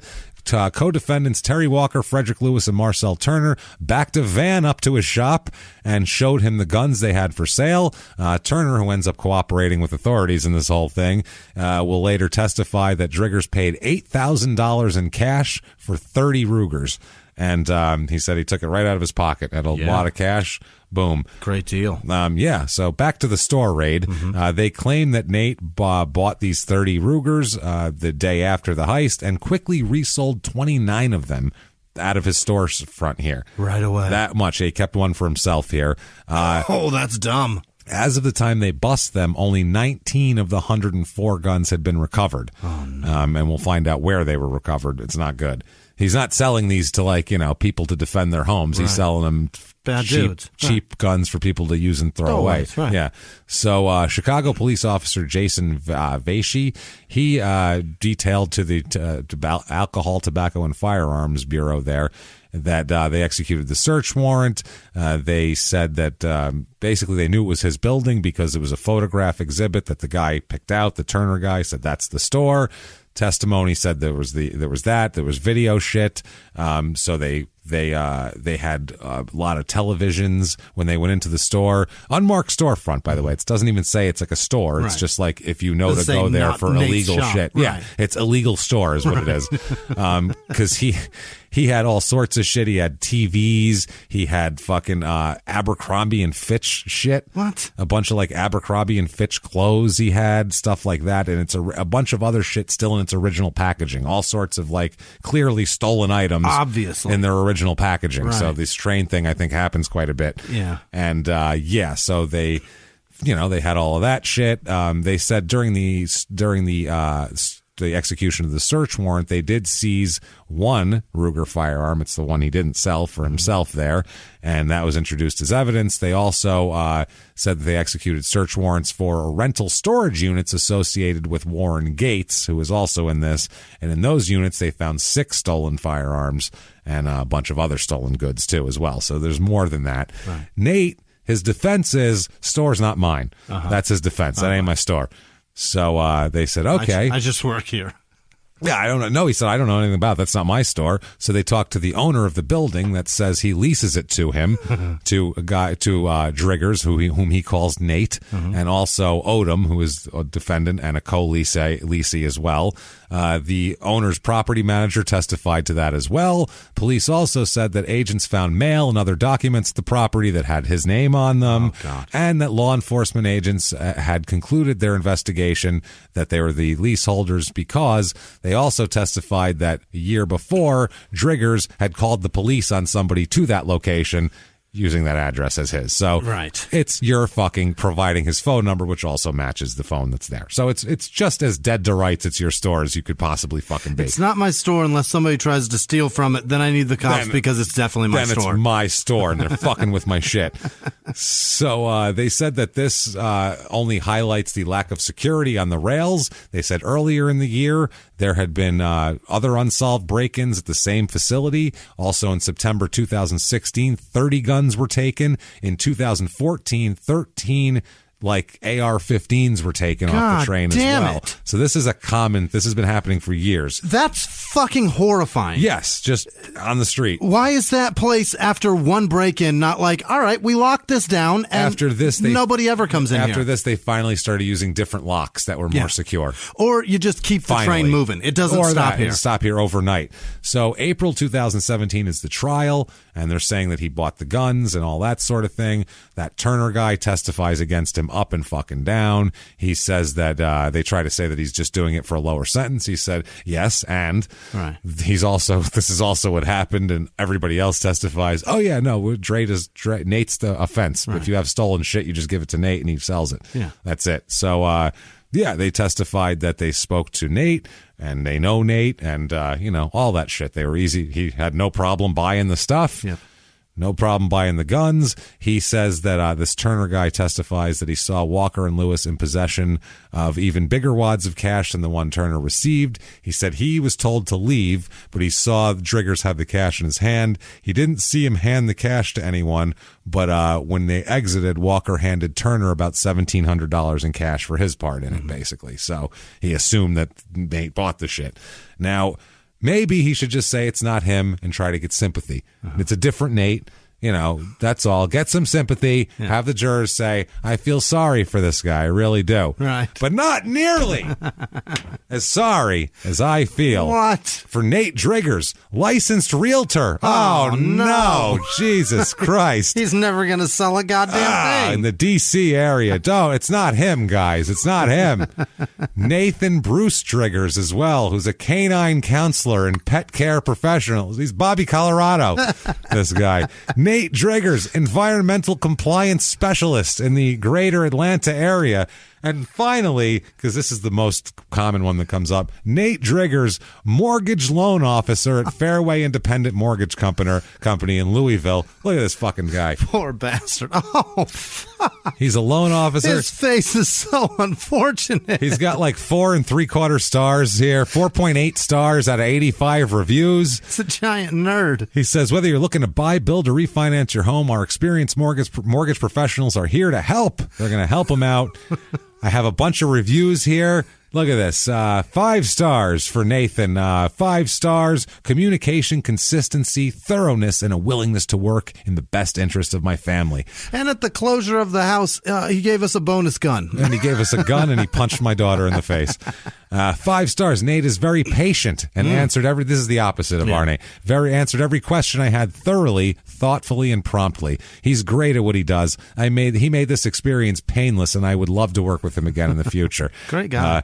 There's one. He always gives updates for the next step. That's great. Yeah. Only 4 stars, though. Oh, fuck you. I fucking hate that What do shit. I got to do? What do you want him to do? Move your couch? Right. What the fuck else does he have to do? You said great. Great. Does his job. 4 stars. I don't give anybody 5. Well, then don't review anything if you don't give anybody 5, you fucking dildos. There's always room for improvement. Fuck you. Yeah. You perfectionist cunt. Nate was the best. What do you do? I want to review you asshole. Yeah, well, this one is even worse. Here's 5 stars. Nate was awesome. He's always quick and courteous. He's very confident. He's reassuring. Blah, blah, blah, blah, blah. Here's one. Taking the time to explain everything. Being a first-time home buyer, I didn't understand much at all, and he helped me. 3 stars. What You fuck? Fucking asshole. You're an asshole. You're a fucking asshole. 3 stars. Yeah, listen to this. Nate went above and beyond to ensure we got to the closing table. Yeah. 4 stars. How dare you? Above and beyond? That's 5 stars, man. Do I have to jerk you off? What? How dare Moving you? your couch into your fucking house? Right. Do I have to mount your TV? No, I got the drill. I'll find the stud. Don't worry about it. What are you fucking kidding me? Above and beyond. What does this guy have to do with this? Anyway. Poor fucking guy. Rating systems are fucked. This is ridiculous. That's what I mean. So use him for whatever you're doing. Anyway, back to the trial here. Other evidence they presented was on-site cell records. They had it was like a whole thing with cell phone records going back and forth. They showed that Driggers and Walker were in contact multiple times in the day of the train robbery when they hadn't talked for like weeks before that. Right.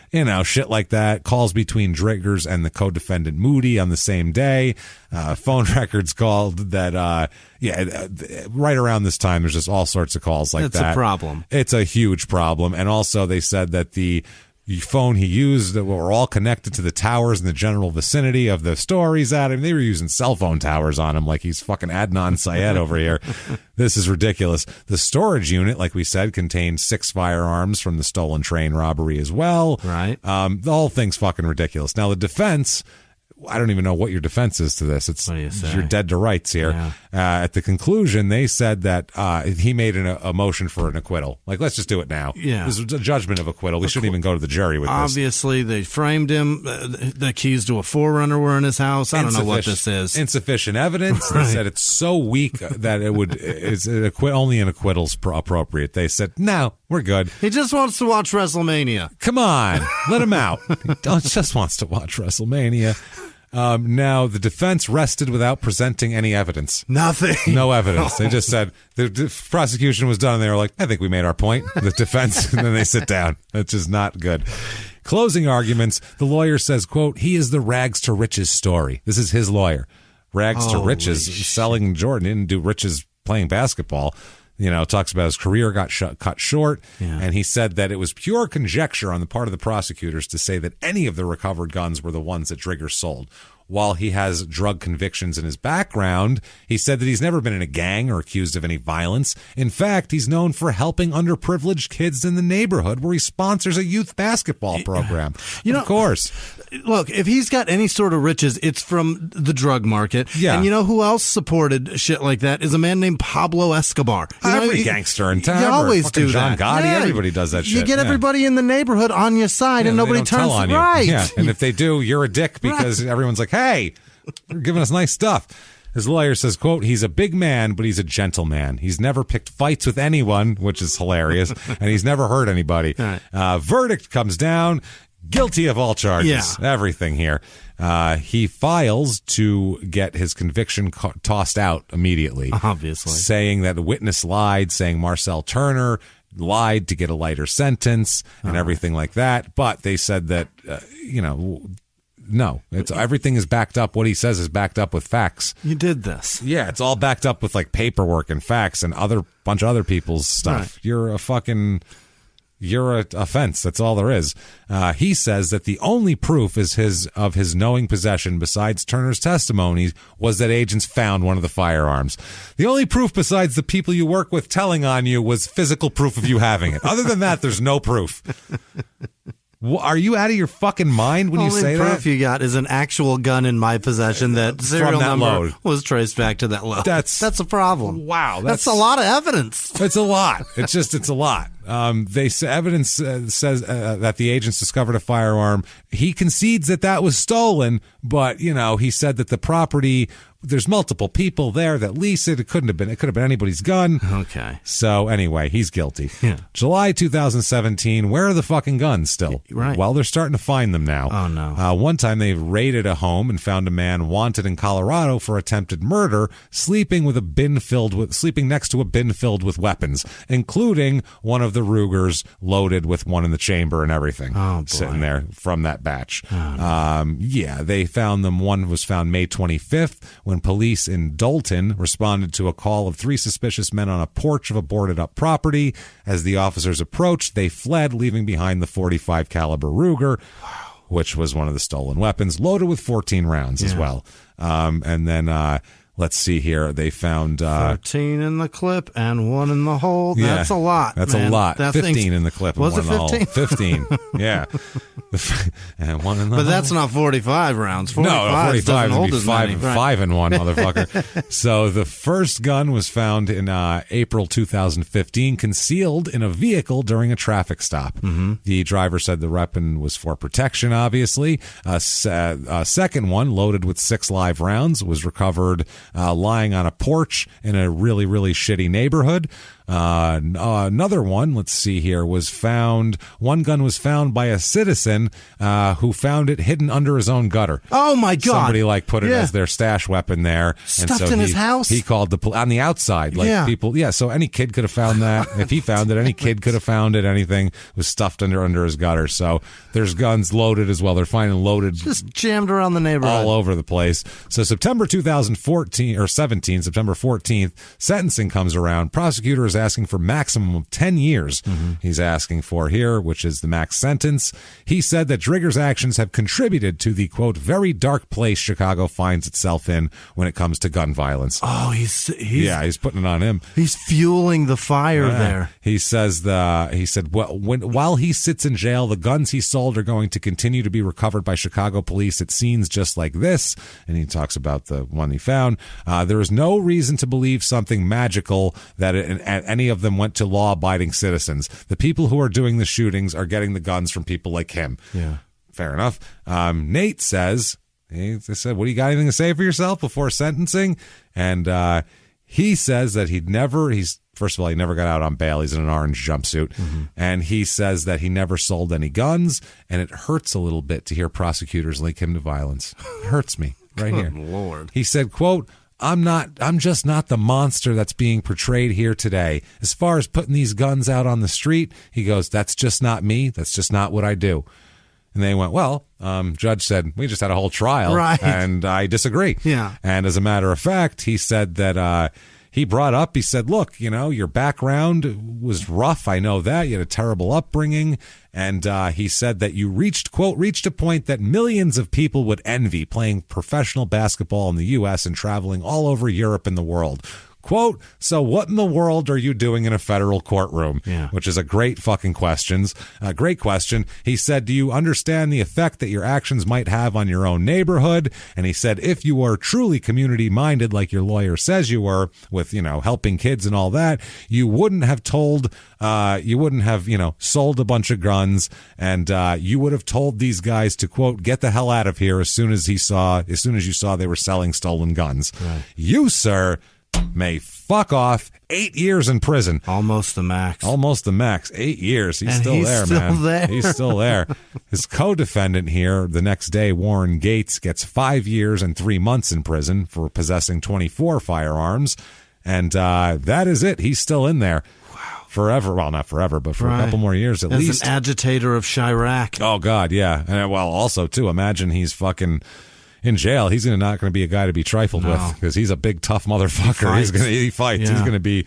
He's going to add to his sentence. He's going to be running a block here soon. I don't know. He's going to be pretty fucking tough in jail to mess with. Can't get enough of Nate Driggers. Well, get sent to a federal prison and hang out with him, because that's all there is. There's nothing else. There's no autographs. He played for 5 minutes. Nobody cares. Yeah. No cards, no shit. He's got the only jersey. That's it. Him and his son. That's the only one. And that, everybody, is Nate Grave Driggers. It's one of those under-the-radar stories that no one knows anything about. What a terrible story. It's wild, man. So we had to tell everybody about it, goddammit. Oh, man. If you enjoyed that story, tell us about it and tell the world about it. Right. Get on Apple Podcasts, that purple icon. Give us 5 stars. Say something. We don't care what you say.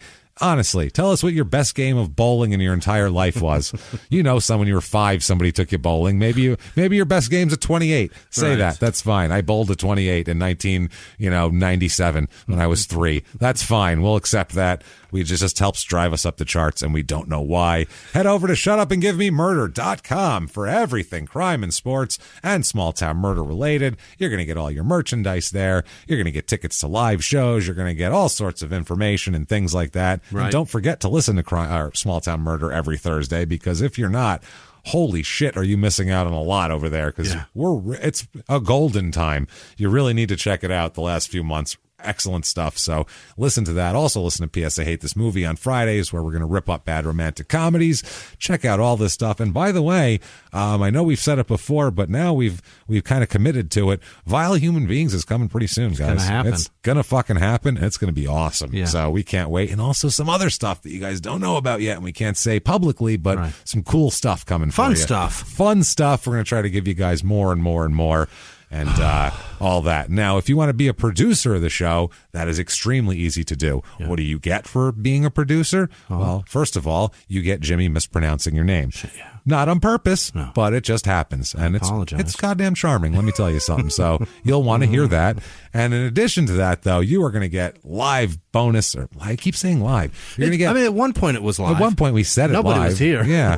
We're going to get bonus content, tons of bonus content. We do shit every other week for both shows. So you're going to get at least 4 shows a month of bonus content. Sometimes 6, depending. Sometimes 6. You never know. Lots of good stuff. Last time for Crime and Sports, we did the personal ads. Right. And we've just had some wild shit when you get small town murders as well.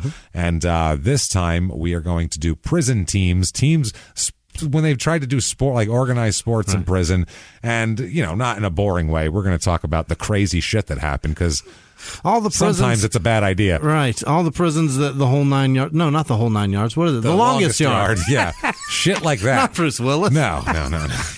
Not Damon Wayans. Right. No, that's the Last Boy Scout. Right. It's totally Whole 9 yards thing. Was Matthew Perry. Pollock? Yeah.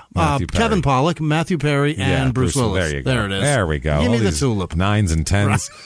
Too much shit in here. God damn it. So, yeah, you're going to get all that stuff, bonus stuff. And trust me when I tell you, our bonus shit is bumping. It's so fun. Really fun. There's no parameters of what we can do, so we really Try to give you it's a different experience. We it's try fun. to give you what it is essentially an audible 28-foot buffet. That's what it is. It's 18 of it Chinese. Right. So 18 of that is going to be Chinese. So I hope you like that. We skip the flexible snow crab, and we just give you lots of orange chicken. You can find all of that and get all of that for your own personal use over at patreon.com/crime and sports. Right. Anybody over the $5 level, thank you guys for what you've done for us there. It's amazing. Mm-hmm. If you just want to get a shout out from Jimmie and also be a producer and, you know what, feel good about yourself. Feel like you're doing something, you're listening to something, and you're getting good karma here. There's no chow mein in it. No chow mein, but that's okay. That's all right. There is those little fluorescent red spare ribs, which are delicious. Where can they do that? They can do that over at PayPal using our email address, Crime and Sports Buffet. Using our email address, crimeandsports@gmail.com. Crime and Sports at lowmain.com. Lowmain.com. So you can do that as well there. That's our email. And do that. We honestly can't tell you how much we appreciate what you do for us every goddamn week, every day, everything that you do. Thank you so much. And with that said, I think we need to thank these people formally, Jimmie. Yeah. Hit me with the names of the greatest fucking people on earth that make this show wonderful. I need to hear them. This week's executive producers are Christopher Piper. I think did I do that right? I did. Michael Piccinetti, Michelle Wolford. I know. Fuck up an Italian name. I'm shocked. Knocked it out of the park. Mitchell. Is that Mitchell? Mitchell Fisher. Becca Beatty. David Jacobs. Laura Maloney, I think. Or Malone. JP Circa 3. I don't know what that means. Jen Cowherd. Chris Crow. Caitlin Terwilliger. Chloe Ross. Natasha Harris. Holly B. Dylan Christian, Natasha Niadzolka, Andrew Werdruger. What did I do? Werdrer? I think. Werdrer. Obviously. Tracy Mitchell, Holly Moore, Jackie Sukup, Jordan Bennett, of course, and Jordan and her husband, Simon. They're the best. Thank you guys so much for everything you do for us. Our Canadian friends. You're fucking amazing. I hope you guys are doing English, well. For Christ's sake. Yeah. But they live in Canada. Yeah, well, which is technically. Yeah, and Jordan still says he's never going to be Canadian, no matter how much he wants to be. Which she's still technically British, isn't she then, I guess, if you're Canadian? If she's on your money, you're whatever that is. That's exactly right. And then, of course, Christiane Castaldi, who's been around for 7 years with this shit. You guys are the best, Jordan. Thank you so much for everything you do. Truly, from the bottom of our hearts. Other computers? No. Contributors this week are Shane Steichleather, I think, Michael Begley, Caleb Doherty, Megan Welp. Is that right? Christian Self and Ezio Mario? Ezio. Hey. Right. K. Gile? What? No, that's not right. Is it right? K. Gile? Did I right? I don't know. Cindy Rodriguez. Sylvia Sylvan. So what? Sylvian Martell, I think, Kyle Gilbert, Danny Marshall, Megan Wakefield, Alex Friedel, Alexandria Bybeg, Samantha Simons, Paul West, Kelvin Wildeman, Diane Carver, Martha Radley, Katie Swan, Rebecca Riley, Brady, Cork, Kimberly, Kimber Jones. He's just making noises now. It's like Corky. That's basically what a name is. A name's just making noise. Kimber Jones, also Kimberly with no last name. That's Joe Jones Jr. I don't know. I'm not sure what it means. Perfect. Michael Harvey, Nikki Birchfield, Jordan Hall, Tina Chris, Troy Marshall, Jocelyn Dolphin, Kendall Pearl, Sebastian Bracamontes, Brandy Schloman, Dulce Hall, Sarah Ann Dose, D-O-S. That's Dose, right? Dose. It's Spanish too. Adam Alexander, TJ Severn, Kyle Price, Brendan Stratton, Joey C. Young, Autumn Verschure, Karen Parker Holt, Robert with no last name, Stephanie Aiken, Kaylin Foley, Artney, Isaac, that's it, Dan with no last name, Justin Hofi, Foracey, Antley, Faraci. Hey. It's probably not. Yeah, maybe though. It sounds good. I gave it a fucking every possible way you can read it. Chris Vale, Tyler Bubser, Reese Cordell, John Hyatt, Ben Scarnage, Rachel Ray Cole, Christy Jesse Bob, Anne-Marie Phillips, Nicholas Tapkin, John Watson, Sean with no last name, Casey Locke, Jessica Draper, Roma Shaw, Wyatt Routson, Triana Kinson, Devin Ripley, Alexis Cornell Karate, Yvette with no last name, Gina Craig, Seth Lurd, Charlene Payne, Sarah Edgar, Mr. Asian to You, Gwen Krause, Cameron Borick, Wendy Middleton of the obviously Black and Mild Fortune. Yeah, clearly. Right. Mr. Asian to You. What? That's like a Yahoo screen name. Like caught on To Catch a Predator. Yeah. Carrie Ward, Aaron Graham, George Michael Reese Jr., Parker Satterfield, Alex Hayes, Hannah Cushing, Sarah Evers Stork, Melanie Flynn, Jane Burns, Ashley Barrett, Caitlin Dunn, Audrey Murphy, Brittany Baker, Jennifer Caraga, Christian Lindman, Trevor Caralt, Ryan Willis, Sabrina Martinez, Wesley Coast, Tracy Madison, Paula, nope, that's Paul Powell. I'm sorry, Paul. Stephanie Ewells, Caitlin Huffman, Bryant Sankerman? That's not right either. Cynthia with no last name. Other producers continuing are Hannah Weeks, Jamie Lynn Litton, Laura Latner, Kelsey Moore, Keisha Tinsley, Adam, nope, that's Amy Patterson, Cassandra Dodd, Tyler Bookie, Stormy Williams, obviously. Yeah. Molly Guisto, what? Brandy Miller, Zoe Coleman, what? George Santos, Angie, not it. O'Brien. Yep, Angie O'Brien. Yeah. That's not a name. Angie O'Brien. Right. Jennifer Berger, Michelle Reese, Kennedy Morey. That was her name. What is it? She's like, it is. It's Angie O'Brien. What the fuck? You know anything? How would he not know that? Wade Johnson, Kennedy Morey. I said that. Fiona Young, Cassie Hilk, Renee, Toporef. Yeah. Topofef? I don't know what I did. Markel Bagley, Ashley with no last name, Patrick Burns, MJ, Tori Ingram, what is that? Dana Rudder, Todd Warnke, Sarah Knudsen, Alina Lorenz, Dina, Rod, Rude. Fuck. Amanda Nichols, Brock with no last name, Cameron Grebe, Blue Valentine, Hannah Jost. I'm terrible with O's and U's. Amanda Hirsch, Simonetta George, Polka Slam, Mallory Triest, Michelle Barnes, what is this? Chris Salmons, nope. Mary Orton Grin, shit. She'd like us to sign her Michelle Kors, or Michael Kors. Oh, the purse. Holy Michelle, Christ. His wife also. Yeah, his wife makes great handbags. Julianne Pennington, Amanda Hamilton, Megan Johnson, Kristen, Lillabo, Felicia Colbeth, Ruth Fox, Dave Gradowski, Kelsey Turner, Frank Mahalik, Danielle with no last name, Jordan Craggs, Maura Matvey, Brian Ford, Bailey Young, Sarah Aloilo. Matthew Roberts, Karen with no last name, D-, like my grade point average, Mark Foster, Alyssa Legarini, David Cornrow, Laura, Herrera, Stephanie Kaiser, Amber with no last name, Jennifer Webb, Nani Arnold, Ugo Ona Yuata, there's no way I'm doing that right, Onio Kikua, sorry. Yeah. Hugo, I'm a piece of shit. I'm sorry. Angel Pipinich, Richard Rodarmer, David Dixon, Ian, Westcoft. Yep. Alicia O'Leary, Jace Kuhn, Emily Donaldson, Bryant. That is just not nice. Angie Collins, Jade Daniels, Jane Rogers, Freddie Jones, Keith, maybe. Could be Keith. Probably. I don't know. Yeah, more common. Amina Sali, it's two S's. That's why I did that. Colin and Shannon Brower, Jonathan Wilder, Aaron Bowling, Doug Lewandowski, Jordan Rockefeller.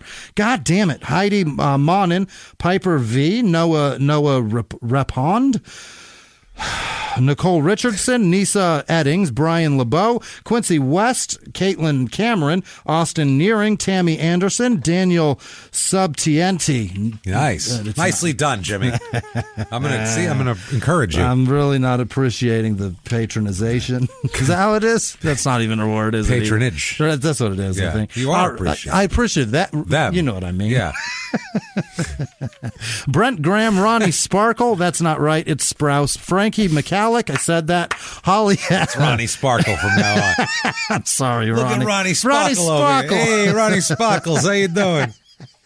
Holly Hatman, Steph with no last name, Petey Soto, Rebecca Pohl, Ivy Lopez, Andrew Wardrop, Thomas Smith, Jeremy Sturk, Malachi Biffle, Lisa Partika, Amy with no last name, Rebecca Rose, DeLuca with no last name, Ben Tawidi, I hope that's Jeff's boy, that'd be amazing, Jennifer Gooch, Lisa Grave Gingerich, Kiara with no last name, James Martyr, Cody Ennis, Blake Cox, Christy Clifford, Paula Petner, Ashley with no last name, Lisa Ward, Liz Vasquez, Nathan Kerfis, Jessica Teague, Katie Doherty, Alexis Murphy, Peyton Meadows, Monica Nawaka, Anna Lahale, I don't know what that is. Michael Hurd, Latasha Campbell, Xavier Perry, Selena Schmidtka, Melissa Atchison, Ross Sparks, Cameron Kushwara, Isabel with no last name, Jessica Walker, Lisa Marie Jacobs, Mandy Knight, Jade Buchan. That's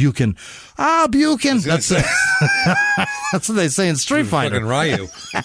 Buchan. What do we got here? Gavin King, Kieran, Lee Christy Loafer, Tara Krogan, Jennifer Nips Stevens. What?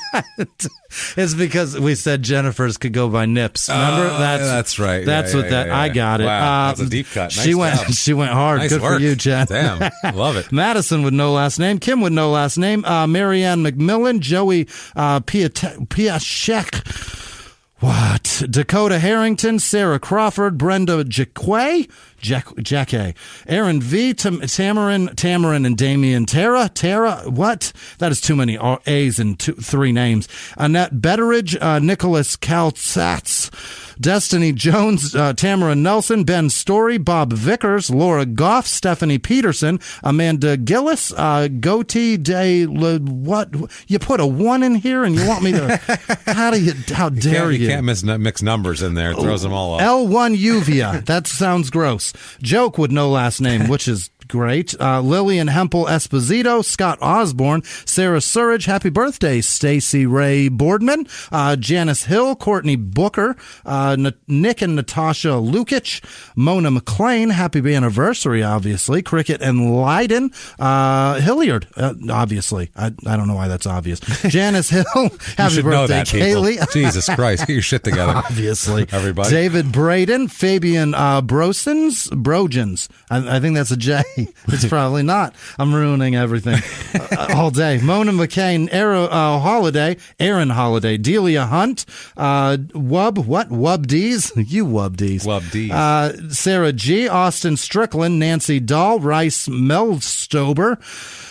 Moose O'Shea died. He was a pup, and Rynette Godzook is fucking broke up about it. I'm really sorry, Rynette. Hang in there. Katie Delasante wrote a nice email. Kristen Solicinski, Tiffany Capozzi, James Graben, I think, Melanie Flynn, Calvin Jones, I think I said David Braden, Home Stretch, goddammit, Unique Consultant, Peter Croft, Courtney Marshall, Hannah Simmons, Ashley Vio, Spencer Ludman, Theo Vaughn's Mullet, and Ray Portillo had a birthday last month, and I fucking blew it and missed it. Also, John Harris, I had a beer with him up in Indianapolis. He had a birthday, and his wife wanted me to remind him that he had a birthday. I think that's it. Let me make sure. I got one last note, and yep, that's it. Cody and Casey had an anniversary. The Ennises, congratulations, happy anniversary. Thank you all for everything you do. Well, thank you, truly. Thank you, everybody, so much for all of your contributions. Me and Jimmie, we're going to go to a 28-foot buffet tonight and really get it on.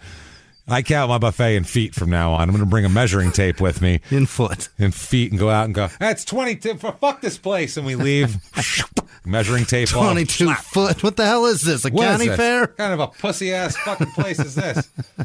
Fucking ripoff, man.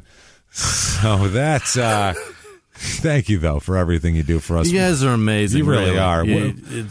This boat doesn't float without you. It's really amazing what you guys hard. And you've calmed waters and changed lives, and it's fucking incredible. Sinks harder than Nate Driggers' basketball career otherwise. So thank you guys. We're going to be selling counterfeit Jordans without you.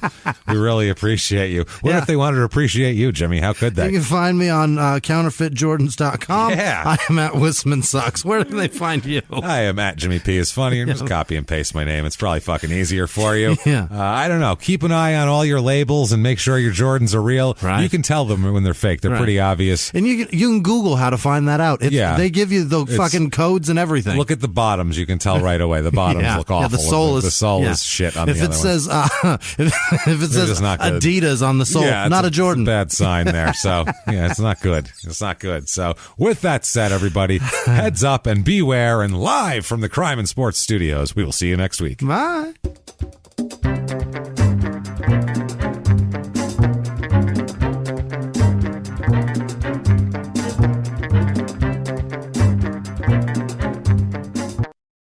If you like crime and sports, you can listen early and ad-free now by joining Wondery Plus in the Wondery app or on Apple Podcasts. Prime members can listen early and ad-free on Amazon Music. Before you go, tell us about yourself by filling out a short survey at Wondery.com/survey.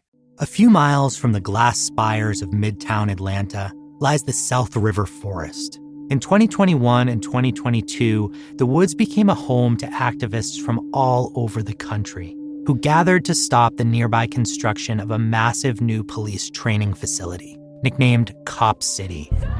At approximately 9 o'clock this morning, as law enforcement was moving through various sectors of the property, an individual, without warning, shot a Georgia State Patrol trooper.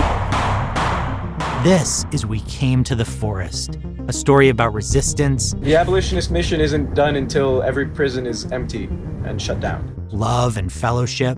It was probably the happiest I've ever been in my life. And the lengths we'll go to protect the things we hold closest to our hearts. Follow We Came to the Forest on the Wondery app or wherever you get your podcasts. You can binge all episodes of We Came to the Forest early and ad-free right now by joining Wondery Plus.